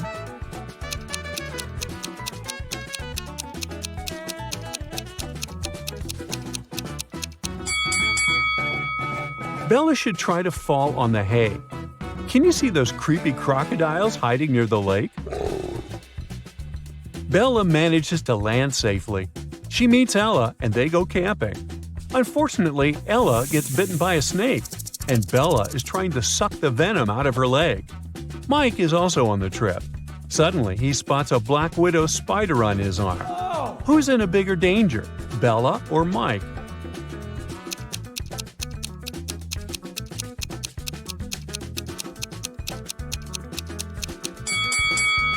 Bella. If she has any scratches in her mouth, the venom will get inside her bloodstream. As for Mike, black widows rarely bite people, and the bites are rarely fatal. Carl and his wife Olivia had dinner. They ate the same dishes: French fries, some fish, and vegetable salad. Half an hour later, Carl felt unwell and called the ambulance. But when specialists arrived, he was already unconscious. The man was immediately taken to a hospital. Luckily, doctors had enough time to save him. When they figured out what was wrong with Carl, everyone was shocked. The man had been poisoned. But how could it happen? He and his wife ate the same dishes, but Olivia was perfectly fine. Even more surprising, the next day, the police arrested the woman for trying to poison her husband. How come?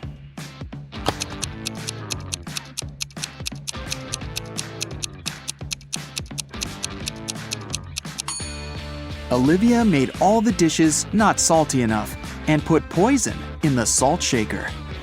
Peter graduated from the police academy and began to work as a trainee detective.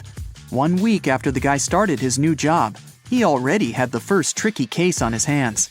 One of his colleagues was investigating a series of crimes connected with smuggling. She was close to solving the case, but several days ago, the woman disappeared. Peter visited the last location where his colleague was spotted and found a note. 710-57735, 34 5508 51 7718. Peter has 3 suspects: Bill, a manager in an oil company; Todd, a jeweler; and John, a car dealer. Who's the criminal?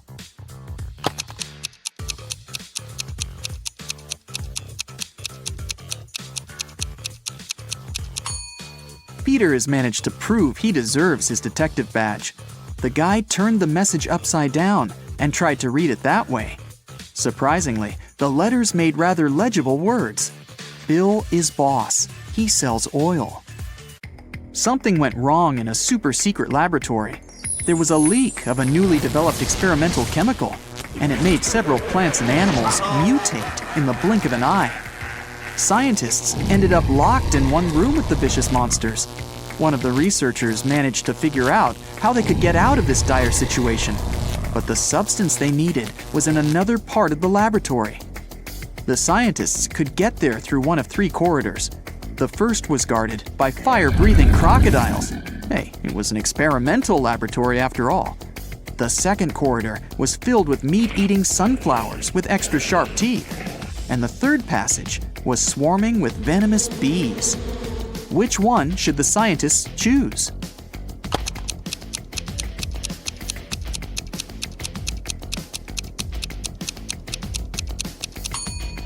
They should opt for the corridor with the sunflowers. Those are plants, and however scary they are, they can't move. Terry and Alice fell in love and started going out, but the woman's best friend Sarah was jealous of their relationship. Alice didn't want to lose her friendship and tried to keep the dates with her boyfriend in secret. That's why she left him coded messages with the places where they were going to meet. That day, Terry found a new note. It looked like this. At first, he was puzzled, but soon enough, he realized where he was going to see Alice. Can you figure it out?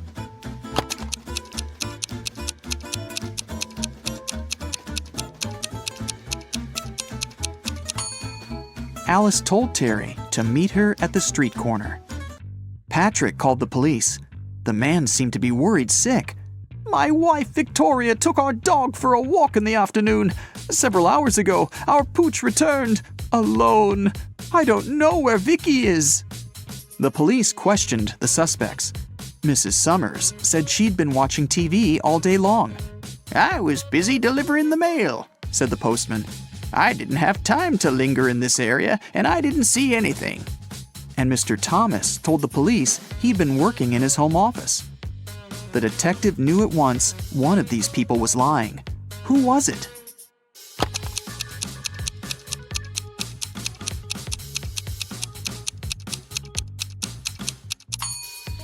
It was the postman. His sleeve is a bit torn, and there's a dog bite on his arm. Plus, some black fur is stuck to his pants. Victoria's dog probably tried to protect the woman. 3 expensive watches have been stolen from Mr. Brown's store this year. The police can't help the poor man. He decides to hire a private detective. When Laura arrives, she immediately asks for the CCTV footage from January to December. After watching it, she tells the store owner who the thief is. What has she noticed in the video?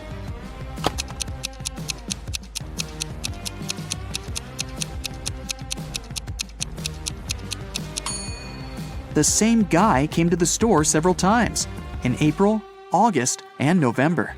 And every time, he has a cast on his arm. But no broken bone would need 8 months to heal. Joe had a friend, Randy, who never answered questions directly. Once, Joe sent Randy a message, inviting him to join their common friends in a cafe. Randy's answer was kinda weird. "Sorry, no money. Job in job." Luckily, Joe knew his friend well enough to understand what he meant. But can you figure it out?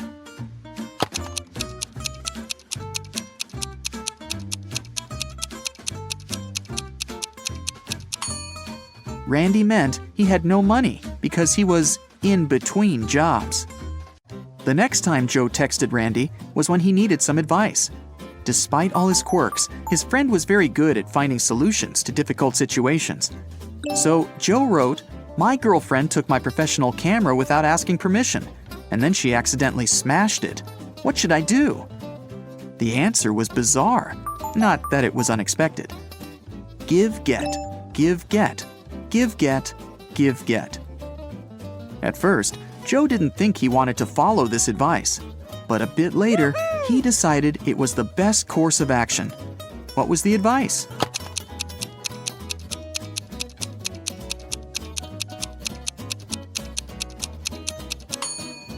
Forgive and forget.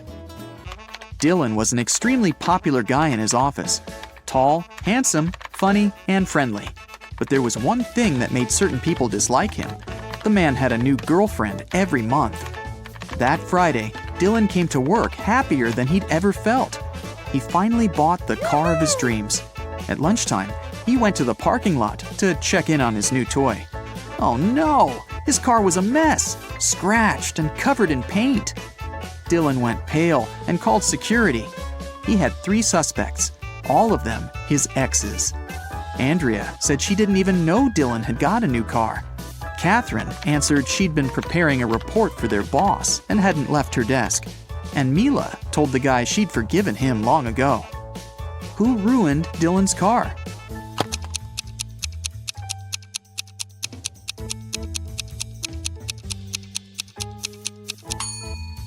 It was Catherine. She had some smeared paint on her skirt, and the color is the same as the paint on the man's car. 2 maids work in a small hotel in the mountains. One day, the hotel owner finds out one of them regularly steals stuff from guests, but he doesn't know which one it is. Look at these maids cleaning the rooms. Can you help the owner understand who's guilty?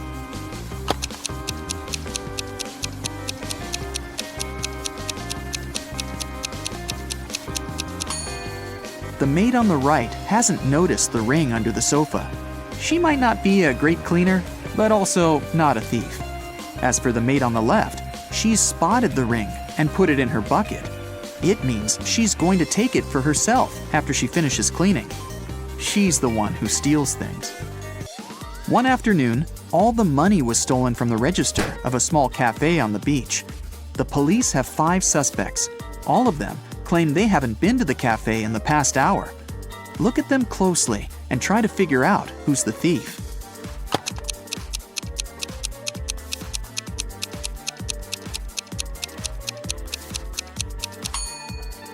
It's the guy with a cocktail in his hand. He definitely bought it in the cafe. But then, why did he lie about not visiting the place? Police officer Cheryl Adams was visiting her colleagues in another town. She was walking along the river, taking pictures to send to her husband, when a man crashed into her. They both fell to the ground. After helping Cheryl to her feet, the man started to apologize. It turned out someone had stolen his wallet, and he was trying to catch the thief. "I was painting my boat, and my wallet was lying next to me. But then I got distracted, just for a moment. But when I turned back, the wallet wasn't there anymore." Cheryl understood the thief couldn't have gone far. She pulled the man to the nearby pier. There were 4 people there. After looking at them closely, the police officer knew who the thief was. Now it's your turn to figure it out.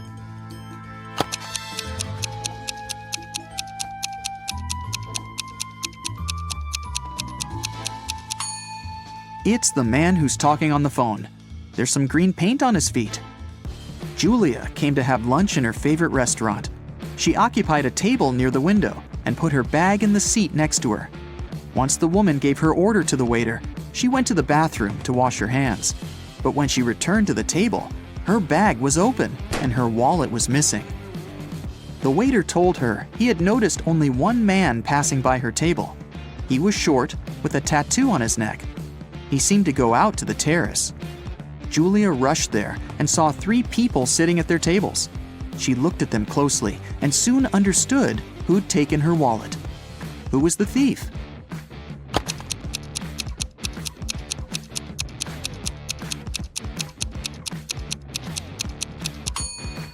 It's the young woman on the right. You can see a wig and some men's clothing in her bag. Plus, she's wearing a turtleneck to cover her tattoo. Okay, listen to me very carefully, my friend. Here's the deal. First, to steal the diamond, you need to get to a remote island. It doesn't exist on any map, and it's forbidden for ordinary people to be there. The diamond is in the heart of this place, inside a well-guarded deep underground bunker. It's impossible to get there through the main entrance. But lucky you, there's also a secret jail on the island. You can get there as a prisoner and then escape through the underground tunnel. That tunnel will lead you into the bunker. Then you should find the diamond.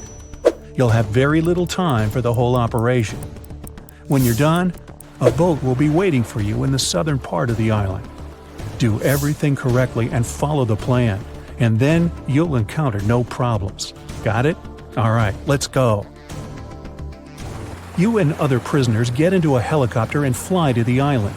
You're handcuffed. At one moment, the helicopter begins to shake. The pilot says you're falling. He puts on a parachute and jumps out of the helicopter. Take a look around and decide what to do next. Faster! You see the keys to your handcuffs hanging near the cabin. Then you get rid of the handcuffs. The prisoners ask you to release them too. But be careful, these people are dangerous. All three of them say they know how to fly a helicopter. Who will you believe?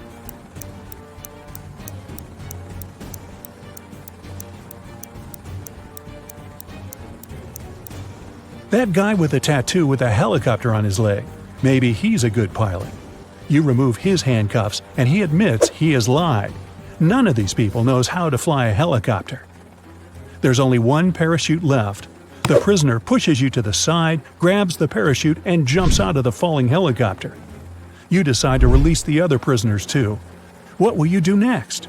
Jump without a parachute? Try to land the helicopter on your own?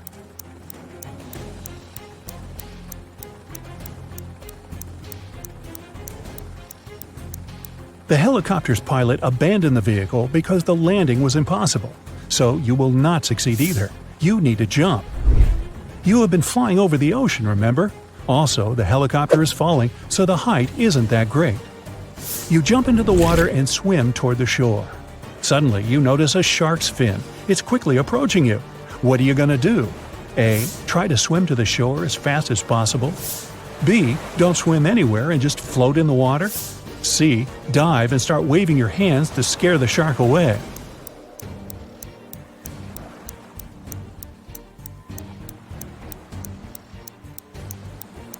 You need to stop. If you start swimming away, the shark will begin chasing you. Breathe in a lot of air and try not to make unnecessary movements. The shark will leave soon. But if it attacks, you'll have to attack back. Its gills and eyes are the animal's weak spots. Fortunately, the shark doesn't charge at you. It swims away, and you get to the shore safely. The island's guards are running out of the jungle. One of the prisoners who was with you in the helicopter is hiding in the bushes and invites you to join him. Where will you go?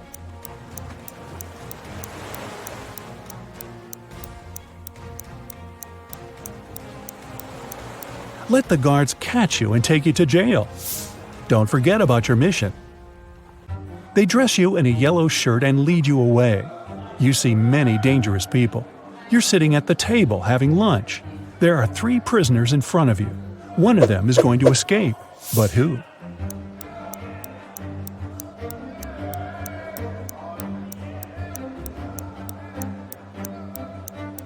That man with a book. A metal file serves him as a bookmark. Today, he will also try to escape. The underground tunnel leading from the prison to the bunker is located under the laundry room. You need to get out of your cell and get there. To do this, you have to get the metal file and pick the lock. Everyone goes out into the courtyard for a walk. You're following the man with the book. He sits down on the bench and hides the book under the seat. You need to distract him and get your hands on the book. You can use a basketball, dumbbells, or playing cards. What will you do?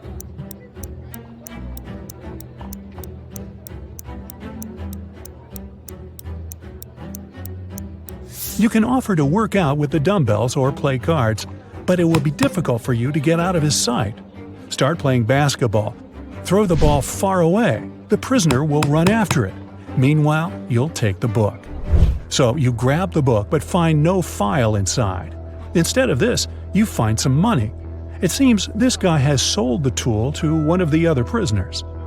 You put the money in your pocket and look around the yard. Which of the prisoners can have the metal file?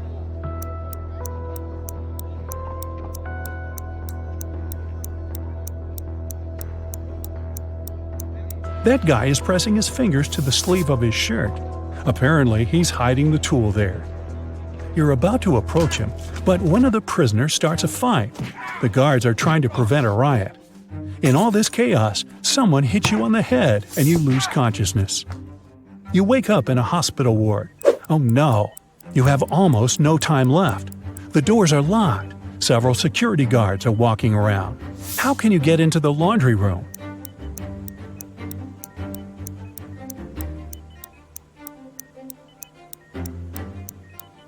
In the corner, there's a huge cart with dirty laundry. Hide in there, and they'll take you to where you need to go. You hide among the dirty sheets. The cleaner takes the cart and transports you to the laundry room. He throws the linen into the washing machine and notices you. The cleaner's going to scream and call the guards. What will you do?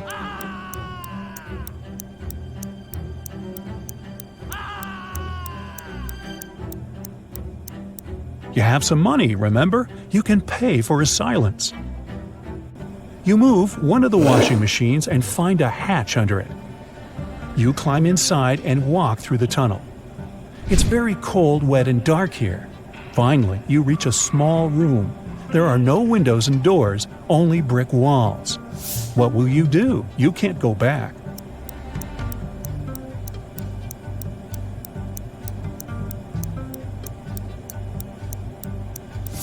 Among all these bricks, there's one sticking out of the wall.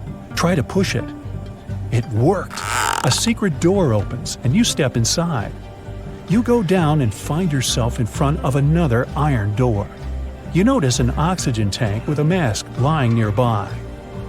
You open the door and find yourself in an airlock room between two iron doors. One of the doors closes behind you. All the oxygen gets pumped out. You can't breathe, so you put on the mask. The second iron door opens, and you go inside. You see 3 tunnels. The first tunnel is filled with moving axes, blades, and other traps. High-voltage electric discharges flicker in the second tunnel. The third tunnel is burning with a bright flame. One of the threats is an illusion. Which tunnel will you choose?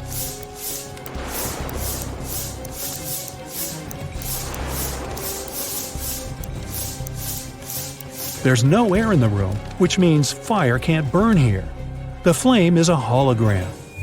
You move on and find yourself in front of a dark room. It's so dark you can't see what's inside. It seems to you that the diamond is there. Stop. What is this diamond? Who gave you this mission? What are you doing here? What's happening? At this moment, some unknown force pushes you forward. You step into the black void and fall. You find yourself floating in outer space. It's so cold and scary here. You feel tiny in the boundless universe. Suddenly, you see something shining. Is it a star or an asteroid? A bright light illuminates the black space around you. Good job, a heavy voice says. You reach out your hand and touch the light. At this moment, at a great speed, you start flying back through space and time. You're falling fast and land in a dirty room. Frightened, you get up and open the door. Oh, yes, sunlight. You finally get out of the bunker and find yourself on the island. There are 2 paths in front of you. One leads to the south, the other to the north.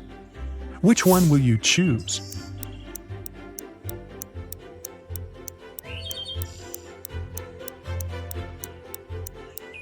The boat is supposed to be waiting for you in the south, remember? You go through the jungle and find an old car. You start the engine and grab an MP3 player with headphones from the glove compartment. You drive along the road listening to music when you realize the brakes don't work. There are 3 ways ahead. A brick wall is waiting for you at the end of the first road. The second one leads to a swamp, and the third leads to a high hill with a cliff. Where are you going to drive? There's almost no time.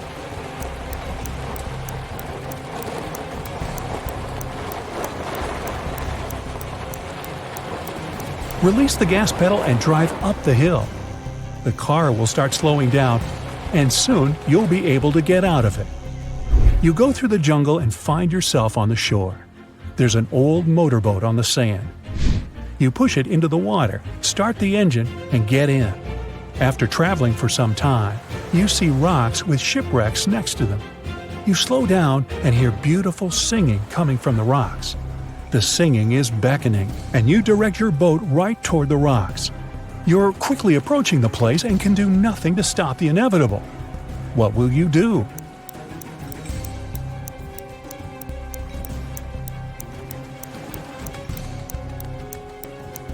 You have the MP3 player you found in the car. You put on the headphones, turn on cool epic music, and travel away. You're heading toward sunset, toward new adventures. And now, let's check your points. 0 to 3 points. You definitely shouldn't go on dangerous adventures. You may be able to pass the first test, but you aren't likely to get through all the trials. 4 to 7 points. It's better, but you still lack confidence. You might panic in an extreme situation, and panic is the main enemy of any adventurer. 8 to 11 points. You're not afraid of danger. You always move forward with confidence. But you need to work on your attention to detail and your logical thinking skills to be able to always get out of trouble. 12 to 14 points. You're a real adventurer. You can handle not only exhausting challenges, but also survive inexplicable strange situations that would drive other people mad. Jules is participating in a space mission to Mars. The captain gives her a task to decorate the spaceship. Write something on a wall that makes a person sad when read in good times, and also makes one happy when read in sad times. It took a while, but Jules nailed it. What did she write?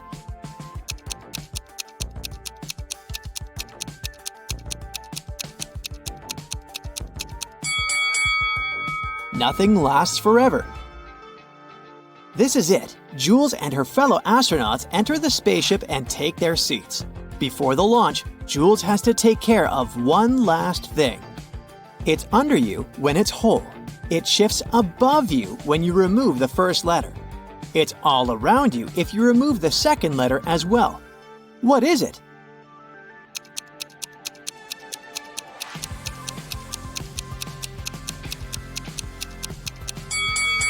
A chair.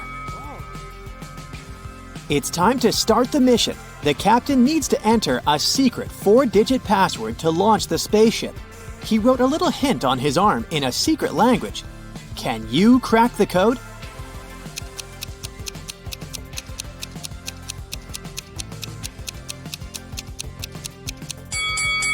All we need to do is to count the number of intersections between the lines, and the code is 2, 5, 4, 8.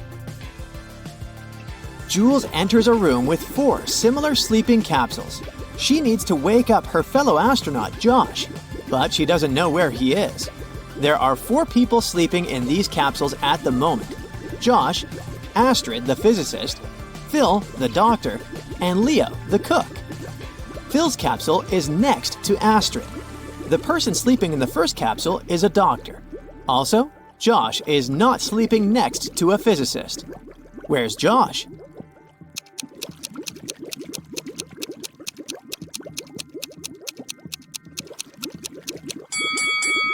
Easy peasy. Josh can only be sleeping in the 4th capsule. Jules and Josh enter the Starship Bridge. Can you find anything weird here?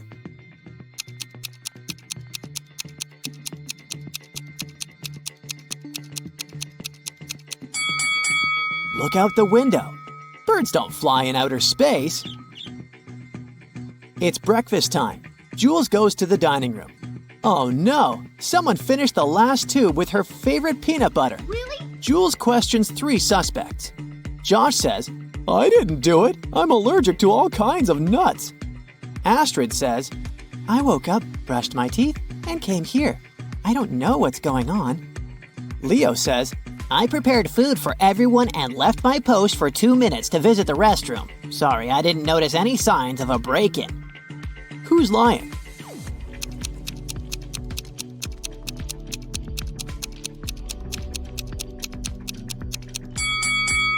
It's unlikely that a person with allergies could be sent on a space mission. Therefore, Josh is lying.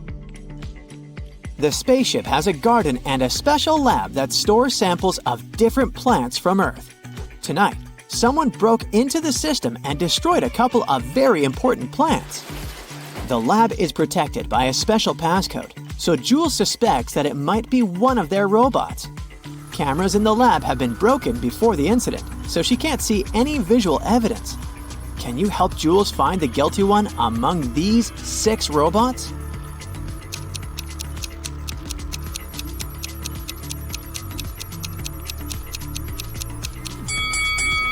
Take a closer look at this robot. His light bulb is broken and its fragments lie under the broken CCTV camera. So he's the one who sabotaged the lab work. Thankfully, Jules manages to restore the plants, and soon they receive a solid harvest. Can you spot anything odd in this picture?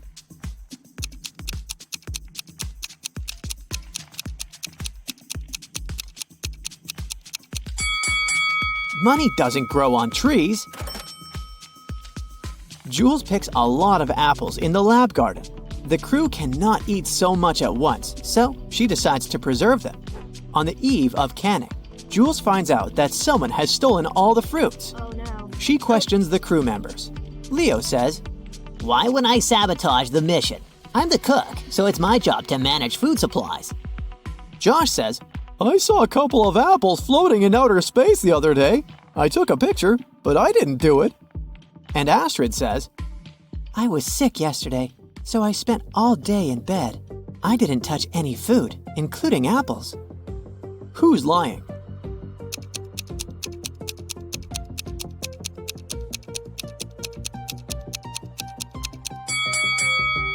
Astrid. She said she didn't touch the apples, but there's an apple core in her pocket.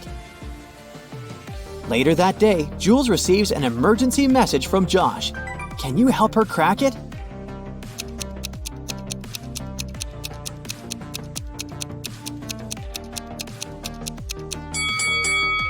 Mathematically, this riddle doesn't make any sense. But if we cut the upper half of the whole expression, we'll get the phrase, I love you. The next morning, Jules goes to check the garden. She spots a creepy monster and reports the emergency to the captain right away. Can you spot the monster too?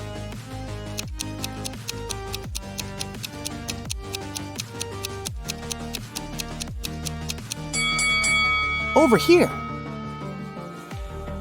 Jules tries to catch the monster, but he manages to escape from her. This creature is a shapeshifter, so he turns into one of the crew members. Jules interrogates the suspects. The captain says, I was video chatting with my family in the cabin. I didn't see any monsters. Josh says, I heard loud noises from the corridor, but I couldn't leave my post.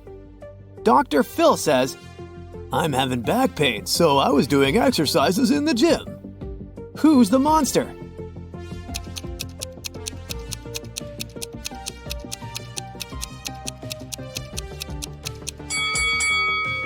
Phil, take a look at his palms. Both of them are left. This monster seems to have a poor understanding of human anatomy. Jules puts the monster in a cage, and now her task is to find the real Phil. Crack this rebus to help her figure out his location.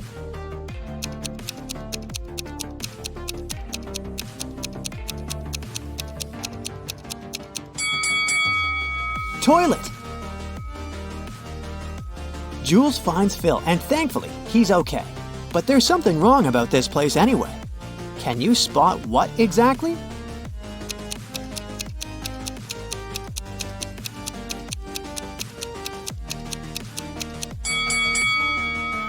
There are too many hands on the clock. Finally, Jules and her team land on Mars. They're greeted by 5 local residents who don't seem to speak human languages. Can you figure out who's the boss here?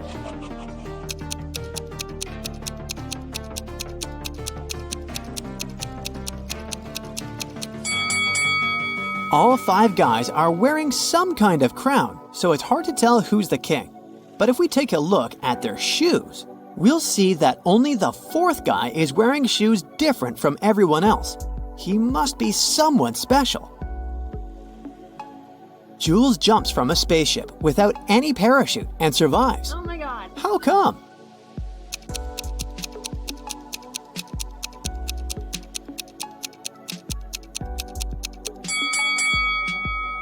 The spaceship wasn't flying, it was on the ground.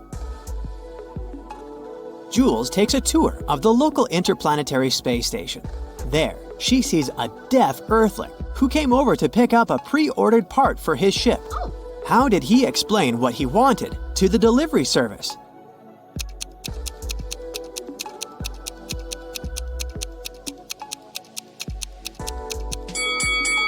He just said it. He's deaf, but we didn't say that he was mute. Jules accidentally steps on a local resident's foot. On Mars, it's a serious crime, so they immediately arrest Jules and put her in a room with 3 doors. All the doors lead to freedom, but unfortunately, each way hides a dangerous surprise. The first door is guarded by angry dogs. Behind the second door, there's a huge lit firecracker that should burst in 5 minutes. A furious guard with a baton is waiting behind the third door. What would you rather choose?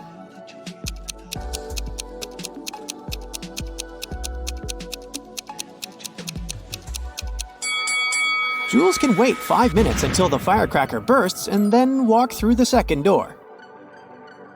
Jules returns to her spaceship and goes to the lounge area to get some rest. Can you see anything weird here?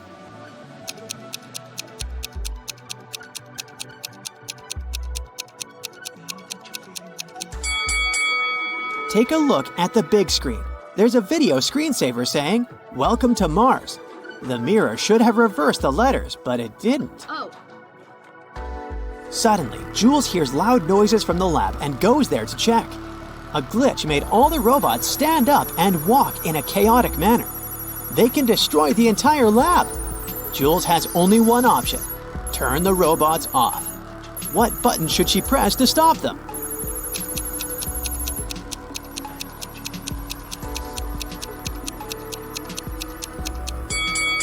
The inscription that says, "Shut down all robots," has a wire linked with the third button.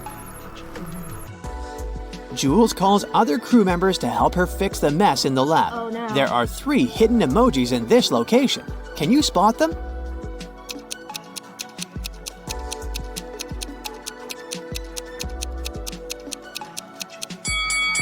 This notebook over here is an emoji, just like this telescope and those scales. Jules goes to bed. The next morning, she wakes up in an abandoned space station. She explores the area and comes across 3 tunnels.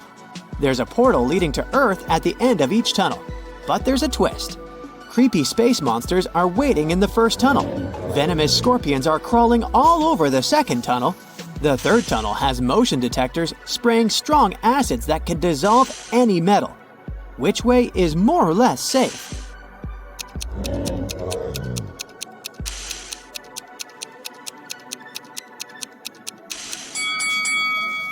Jules should choose the second tunnel. She's wearing a spacesuit. It'll protect her from scorpions. Oh. So a tired mom came home after work and found that one of her kids had made a sandwich but didn't clean up afterwards. She walked upstairs and found the 3 of them doing their homework. All of the children, Aaron, Chloe, and Tim, denied making a mess. Still, the mother could tell who was lying. Who do you think is guilty, and how did she understand it?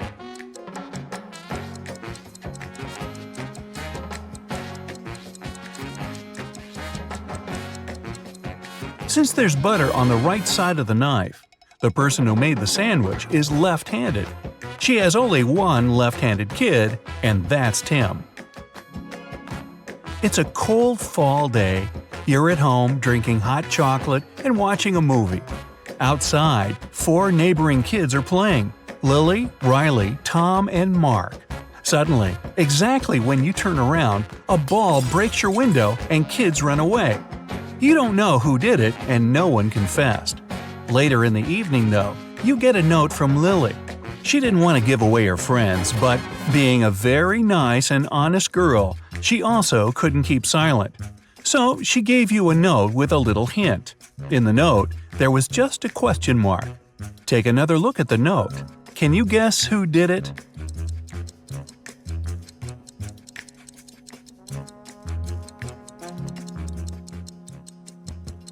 The question mark is saying it all. Question mark. So Mark must be the one who threw the ball. A king couldn't decide which of his sons he should name his heir. He called his sons and proposed an unusual tournament.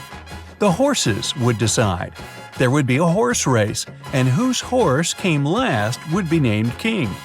When the race started, of course, no one moved. They were standing like this for 3 nights and 3 days, until the race was postponed. The sons were thinking a lot how to solve this problem.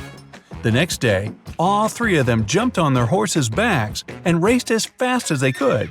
But the king never changed the rules. Why did they do that, and what was the solution?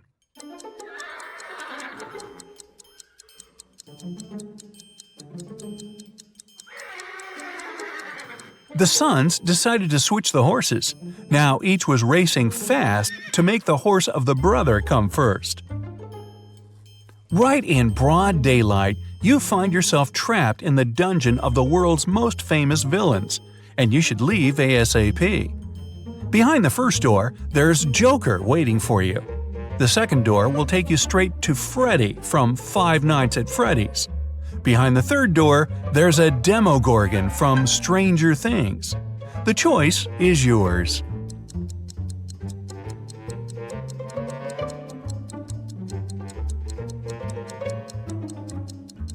I definitely recommend using the second door. Freddy is not dangerous during the day because he only wakes up at night. All of the money from the city's bank was taken in the middle of the day without anybody noticing. The storage room was found completely empty, with only a note lying on the floor. There was a number written on it, 37738. The police arrested 3 of the most known criminals in the city, Belle, Jonas, and Steve, but they didn't know which one was guilty. They invited a detective to crack the hint, and he managed to do it immediately. Can you guess who?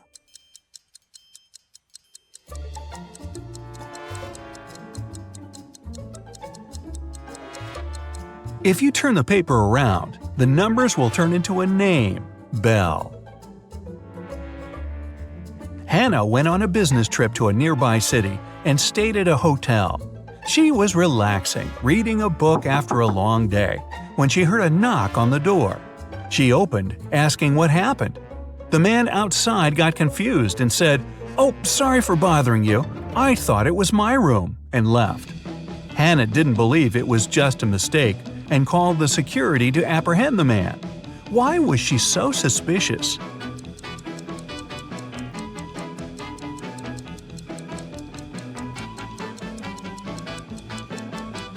The problem was that the guy had knocked.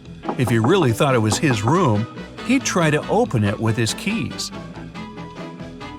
A peasant boy was caught in the king's palace. The king was very mad and didn't want to let him go just like that. He loved all kinds of riddles, so he gave the boy a chance to escape. He said the boy could walk out of any of the 3 doors, and if he stayed safe, he was free. Behind the first door, there were lions that hadn't eaten in 3 years. Behind the second door, there were 3 trained assassins. Behind the third door, there was poisonous gas. The boy made his choice and managed to leave. Which door did he walk out of?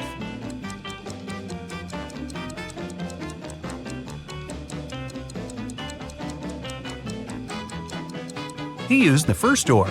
If lions hadn't eaten in 3 years, they couldn't have survived. They were just skin and bones. A young woman, Julia, drank a spiked tea and left a note. The note was saying, "I just can't live like this anymore, and so I won't. Nobody's guilty." However, the officer didn't think she drank the tea willingly. He suggested that someone had staged everything and made her do it. After a careful analysis, it was confirmed that the note was really written by Julia. Still, the police officer arrested the one who was guilty. There were only 3 people in the house: Julia's boyfriend, Ian, her older sister, Kate, and her lab partner, Mia. Can you guess who's guilty?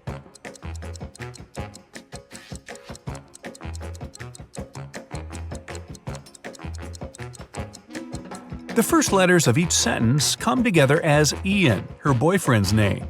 He must have made her write a note to make it look like it was her choice, but Julia left a hint for the police. A man fell off the 3rd floor of the building. He was fine, but he lost his memory and couldn't tell what happened. Someone had seen him a while ago washing the windows, and everybody agreed it must have been an accident. However, a detective decided to check if it was true. He walked up to the 3rd floor, opened the window, and threw down a coin. When he returned, he stated that the man didn't fall himself, but somebody pushed him out. How did the detective know?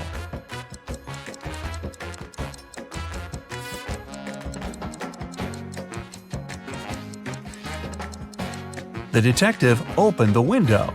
It means it had been closed before. If the man had fallen by accident, the window would have remained open. You're locked in a dungeon. There are 3 ways out, but none of them seem safe. Behind the first door, there's a huge and strong guard. Behind the second, there's 3 big and hungry dogs. Behind the third door, there's 2 sharp spinning cogwheels. Which way should you follow to get out and stay safe?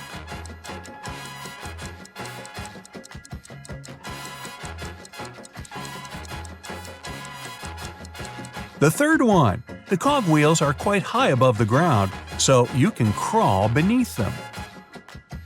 You and your friend come back home very late, when everyone is already asleep. Nobody knew that you were outside, and nobody should. There's a code on the door that asks to type in the rest of it. Your friend completely forgot it, but if you don't type it in 10 seconds, it'll start the security alarm. Can you guess what the missing numbers are?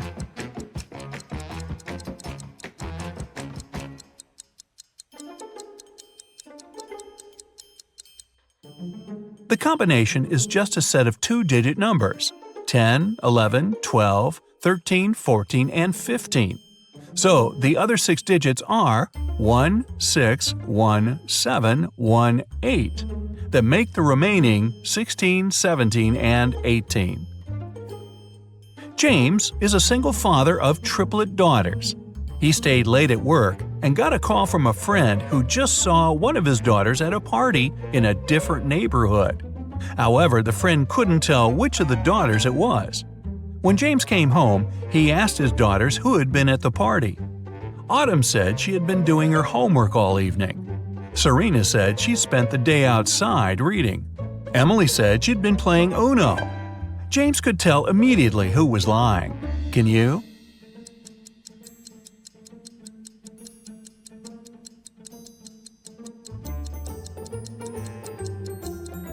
Emily. She couldn't play Uno alone. She would need a partner for that. You're lost in a deep forest. It's getting dark, and you have to get out immediately, unless you want to spend the night in the woods. Luckily, you come across a little shack where a witch lives.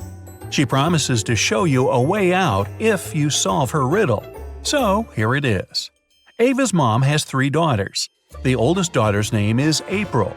The second daughter's name is May. Can you guess what's the name of the youngest daughter?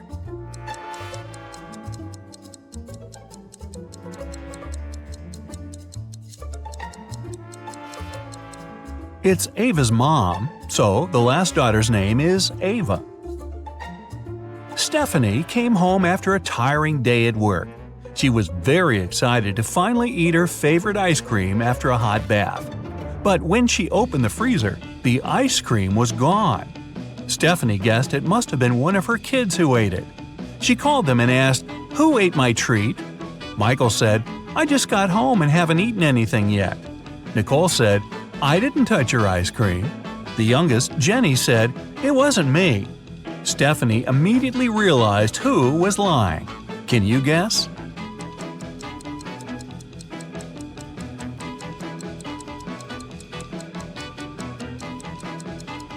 It was Nicole. She knew that her mother talked about ice cream, even though Stephanie didn't specify what her treat was. The strict professor. A student put his final exam paper into the pile of the other students' papers. The professor told him, "I saw you were cheating at the exam. You'll get an automatic fail." Then the student asked him, "Do you know who I am?" The professor answered, "I neither know nor care who you are. You have to be punished for your dishonesty." The student walked away.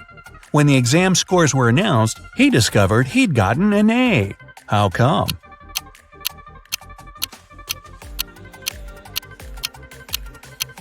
The professor indeed didn't know who the student was. That's why he graded his paper just like anyone else's. The chef's out. The owner of the restaurant, Vegan Paradise, called the police. He was in a panic. "Someone has attacked our chef. He was taken to a hospital several minutes ago. Our rivals must have sent someone to ruin my business." When the police officers came to the restaurant, they learned that 3 people had been in the staff area during the accident. The first cook was cutting onions when the chef was hurt. He told the police his vision had been blurred because of the tears, and he hadn't seen anything. The second cook was peeling shrimps when the accident happened. He said he had been listening to music through his earphones, and he hadn't heard anything. The third person, a waitress, claimed she had been serving lemonade outside. Who's lying?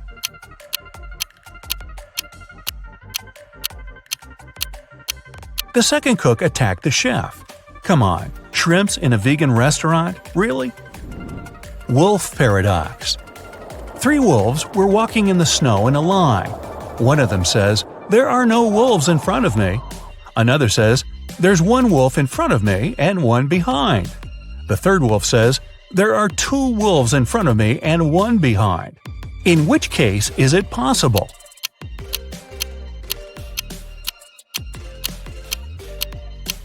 It's possible only if the third wolf's lying. Puppy mystery. Emily had a puppy she loved to the moon and back, but those around her couldn't stand the adorable pooch. Emily's husband hated how much time his wife spent with the dog. Her friend Deborah didn't like that every time she visited Emily, she had fur on her clothes. And the family maid just wasn't a fan of animals. One day, Emily came home and didn't find her puppy. The woman was furious. Her husband told her he had just come back from work and knew nothing about the dog. Her friend got offended. "I left my scarf here last evening. I've come to pick it up." The maid claimed she hadn't even come close to the pup because of her allergy. Who knows where the pooch is?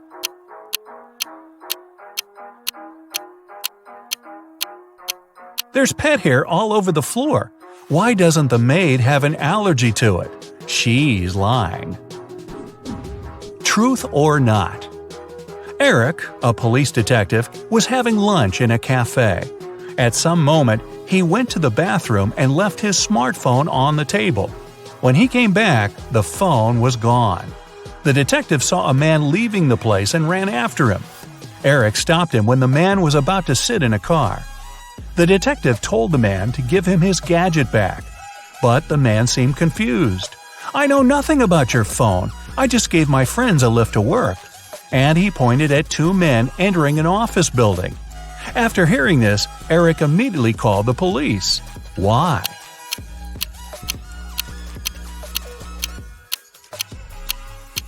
The man lied. His car was a sports convertible with just 2 seats. The car wouldn't have fit 3 men. Who went out? In the middle of the night, Dennis was woken up by a loud crash. One of the kids must have been out. But they know they aren't allowed to leave after curfew. The man went to check on the children. All 3 of them, Catherine, Ruth, and Larry, seemed to be sleeping peacefully. Look at the kids and try to figure out who sneaked out of the house.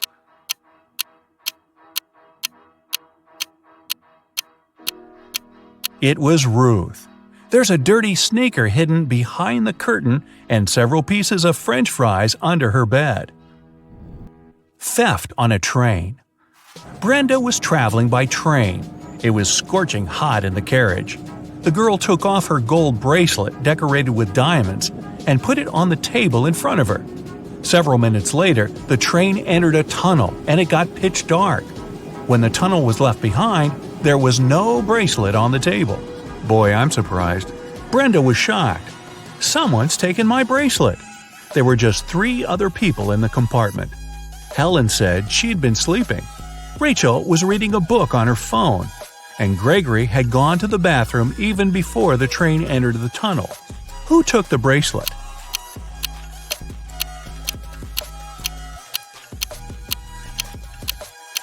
It was Helen. At first, she had her sleeves rolled up, but now they covered her arms down to the wrists, hiding the bracelet. Underwater fire. A sailor got a letter from his girlfriend. In this message, she told him she'd cheated on him. The man was so furious he managed to burn the letter under the water. After doing it, he got arrested. How was it all possible?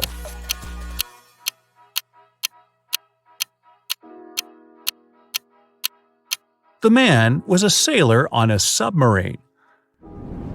A New Year party. Emma was giving a New Year party. Everyone was having the time of their lives. But then, someone snuck into the kitchen and added something to all the drinks. Emma and all her guests got food poisoning. Only 3 guys were okay. They hadn't been drinking anything, and it looked suspicious. The first said he was into sports and had to stay fresh for his morning run. The second guy blushed but admitted that he liked Emma.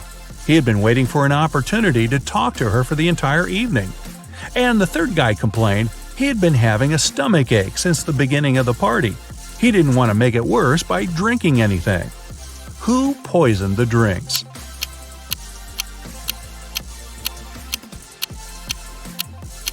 It was the second guy. He has shoe covers on.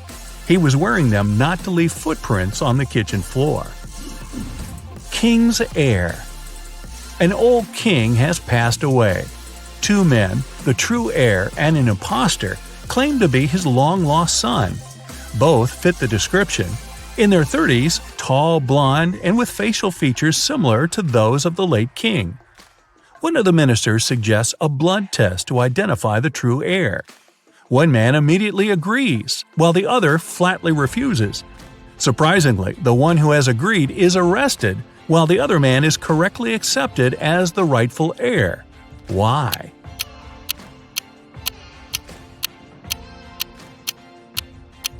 The minister knew the true prince was a hemophiliac. It means his blood doesn't clot properly. That's why a blood test would be fatal for him. Impossible. You are alone in a room, but there's also a thief in the same room. How is it possible?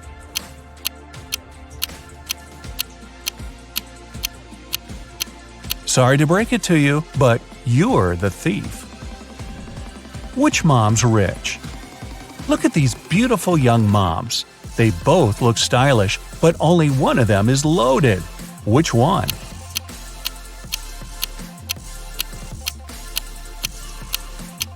The second mom's rich. Look attentively at the first woman's baby carriage. There's a sale tag on it. A mysterious door. A man walked into a room and saw 3 doors. The first one had a sign which read, "To the Swamps." On the second door, there was a note, "Lion's Den." The third door didn't have any sign, but the man knew for sure where it led. How?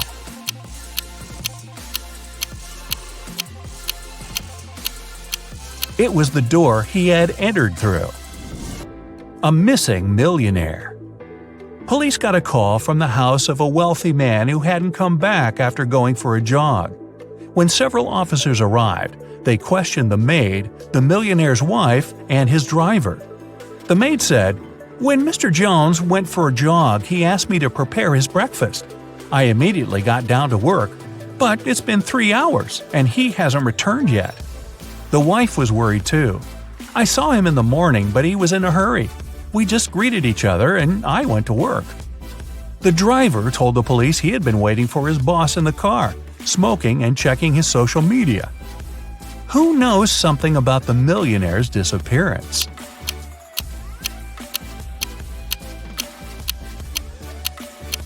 The maid's lying. If she had cut the apples for breakfast 3 hours ago, they would have turned brown by now. King's decision. Once, a king asked his advisors, "What should I do to a person who will dare to touch my beard? I need to punish this crime somehow." The first advisor said, "Put them in prison for 3 years." The second advisor answered, "Oh, make them leave the country and tell them to never come back." The third advisor provided an unexpected reply. They should be given sweets.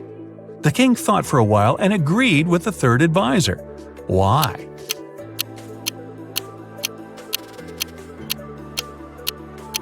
The only one daring enough to touch someone's beard, especially if it belongs to a king, will be a child. Esme was having her regular walk in the forest and got lost. After wandering around for a while, she found the witch's house. She walked in, petted the cat, and asked the witch to send her home. The witch had a question for her. If Esme answered correctly, she'd be free to go home. If not, Esme would have to stay with the witch and the cat. My grandma was born in 10 BCE. How old did she turn in 100 CE?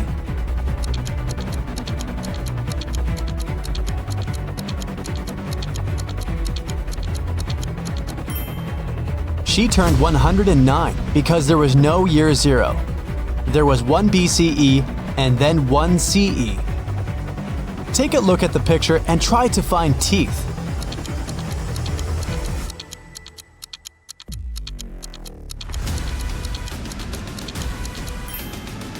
Here they are. Can you find the odd emoji?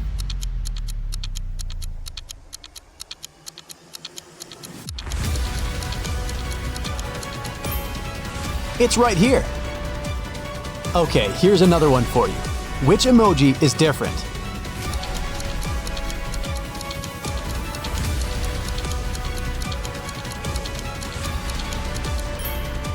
Here it is. Hope you've got it. Can you find the odd one this time?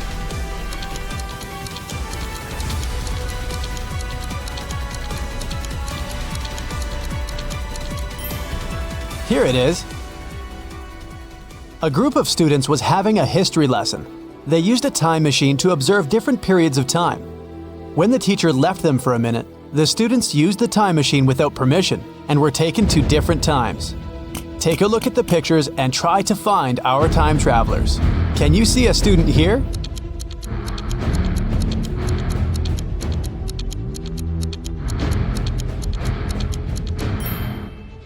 Look, this guy is taking a selfie. Okay, the next one. What can you say?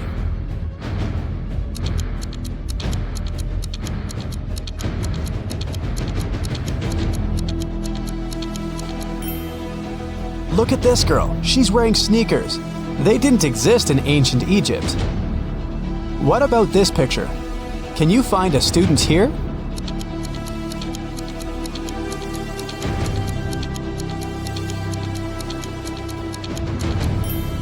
Look, this guy is drinking soda.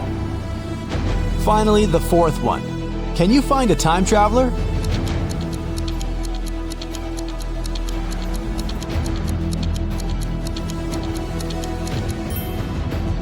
This girl has pink hair. Now, take a look at the picture and try to understand what's wrong with it.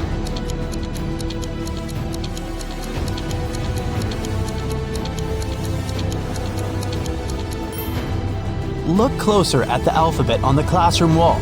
The order of the letters isn't correct. E and F have been switched. What can you say about this image?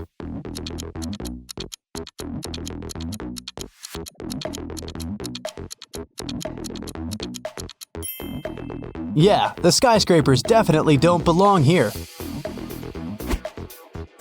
Mrs. Mitchell fell from the 3rd floor of her mansion. Atlas was walking by and saw it happen, so she called the police and the ambulance immediately and stayed with the woman to make sure she was all right. The girl said she had seen Mrs. Mitchell washing the windows, so it probably was an accident, but Detective Callum didn't believe it and said that someone had pushed her out. Why?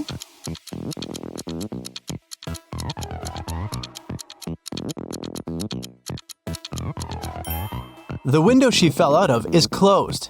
If it had been an accident, the window would have remained open, but someone closed it.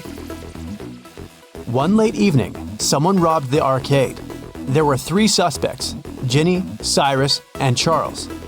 Ginny said she had indeed been to the arcade that day, but she was innocent. Cyrus said she had a date that day. She looked at the clock hanging on the wall and left the arcade at 6:30 p.m. Charles said he had been busy playing and hadn't seen or noticed anything. Who's lying?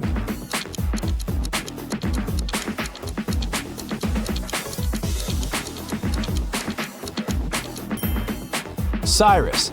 Here's the room he was talking about. But as you see, there's no clock on the wall. Another one for you. Be attentive.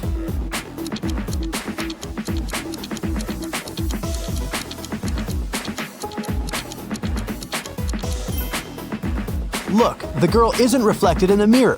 Weird. What's wrong here?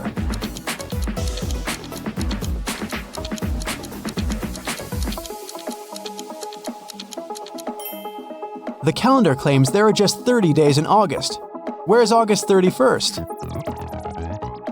What do you have to say about this one?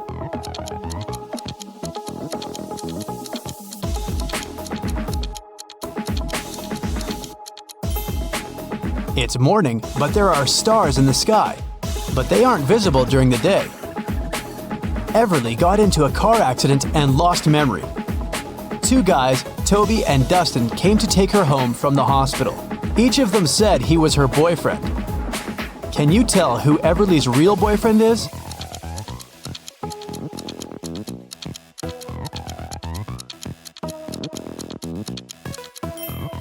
It's probably Dustin. He has Everly's name tattooed on his arm. Lyra woke up in a dungeon and couldn't remember what happened. The girl saw a door, but once she walked towards it, the wall started to move. Lyra could get out, but she needed to type in the 6 remaining digits of the passcode. Can you tell what the passcode is?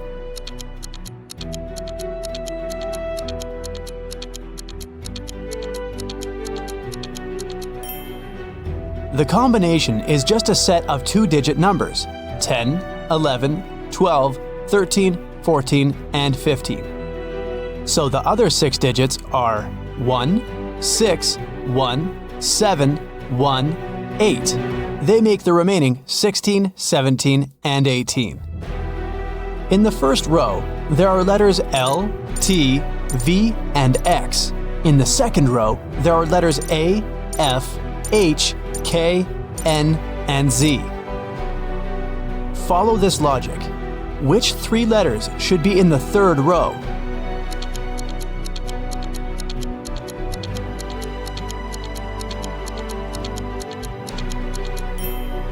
The letters in the first row all require 2 straight lines to be written, and they're in alphabetical order. In the second row, the letters are also in alphabetical order, and they are made of 3 straight lines. So, in the third row, there should be letters that require 4 lines, and they should be in alphabetical order too, which means these 3 letters are E, M, and W. Antarctica, Australia, Africa, Asia, and Europe. Can you tell what's similar about the names of these continents?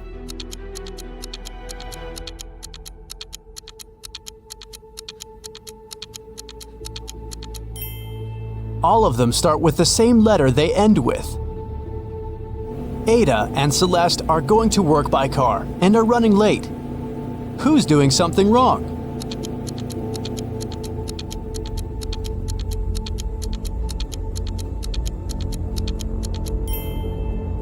Ada. She isn't wearing a seatbelt. Leo and Liberty are going on a date after Liberty has spent a month in London. The woman is driving to the restaurant, and Leo has already arrived and is waiting for her. Who is doing something wrong?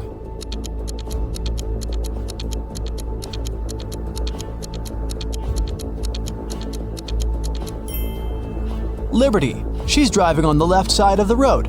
Girl, you're not in London anymore. Georgia is driving her car to school, and Palmer is taking her son to the doctor. Who is doing something wrong?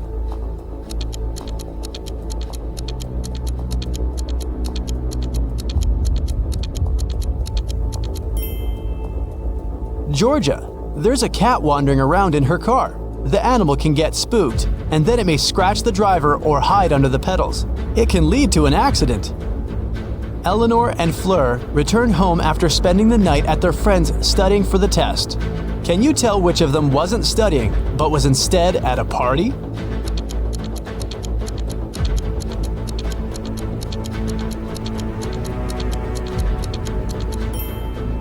I'd say it's Fleur. She's wearing a dress, high heels, and evening makeup. A college soccer team played 6 matches in the season. They won 2, drew 2, and lost 2. In total, they conceded 2 goals and scored 3. What are the results of all 6 matches?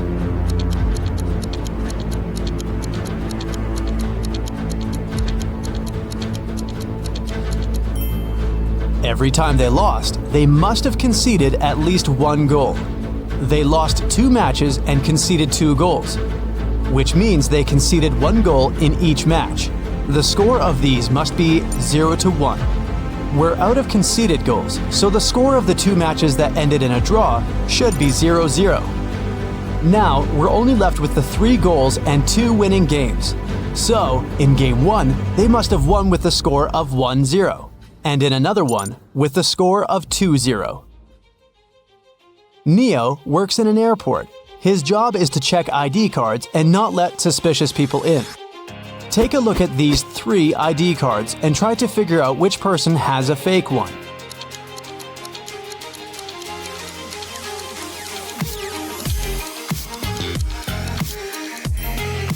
The second ID looks suspicious. The month and day of birth are switched, so I'd pay closer attention to his documents. One evening, in the city's Museum of Natural History, the lights went off for 3 minutes. When the problem was solved, museum workers discovered that a rare and expensive dinosaur fossil had been stolen. The city's best detective came to investigate the case. He had 3 suspects and asked them what they had been doing when the lights had gone off. Ashley said that she had been in the bathroom. Ben said he had been in another room looking at paintings. Evan said he had been in the room with the fossil, but he couldn't see or do anything because it was dark. Who is lying?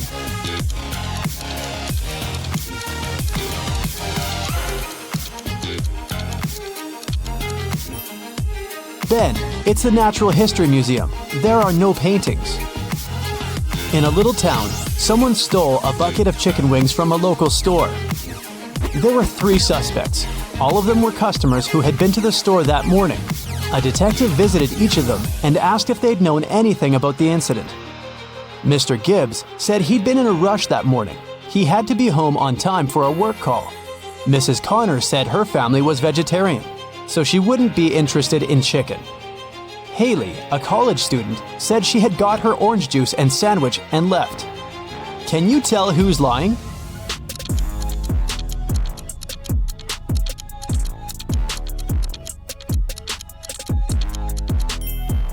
It's Mrs. Connor. She said her family was vegetarian, but take a look at the room behind her back. There is freshly cooked chicken on the table. Sierra and Fred like extreme sports. Sierra is about to jump with a parachute, and Fred is going to jump into the lake from a cliff. Who's in danger?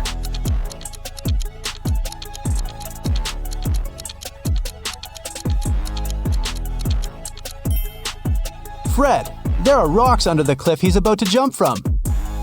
Ava has 3 sisters, and all of them are mothers. Ava has 1 daughter. Eliza has 2 nephews and 3 nieces. Chloe has 1 nephew and 3 nieces. Ava has 1 nephew and 5 nieces. How many nephews and nieces does Ava have?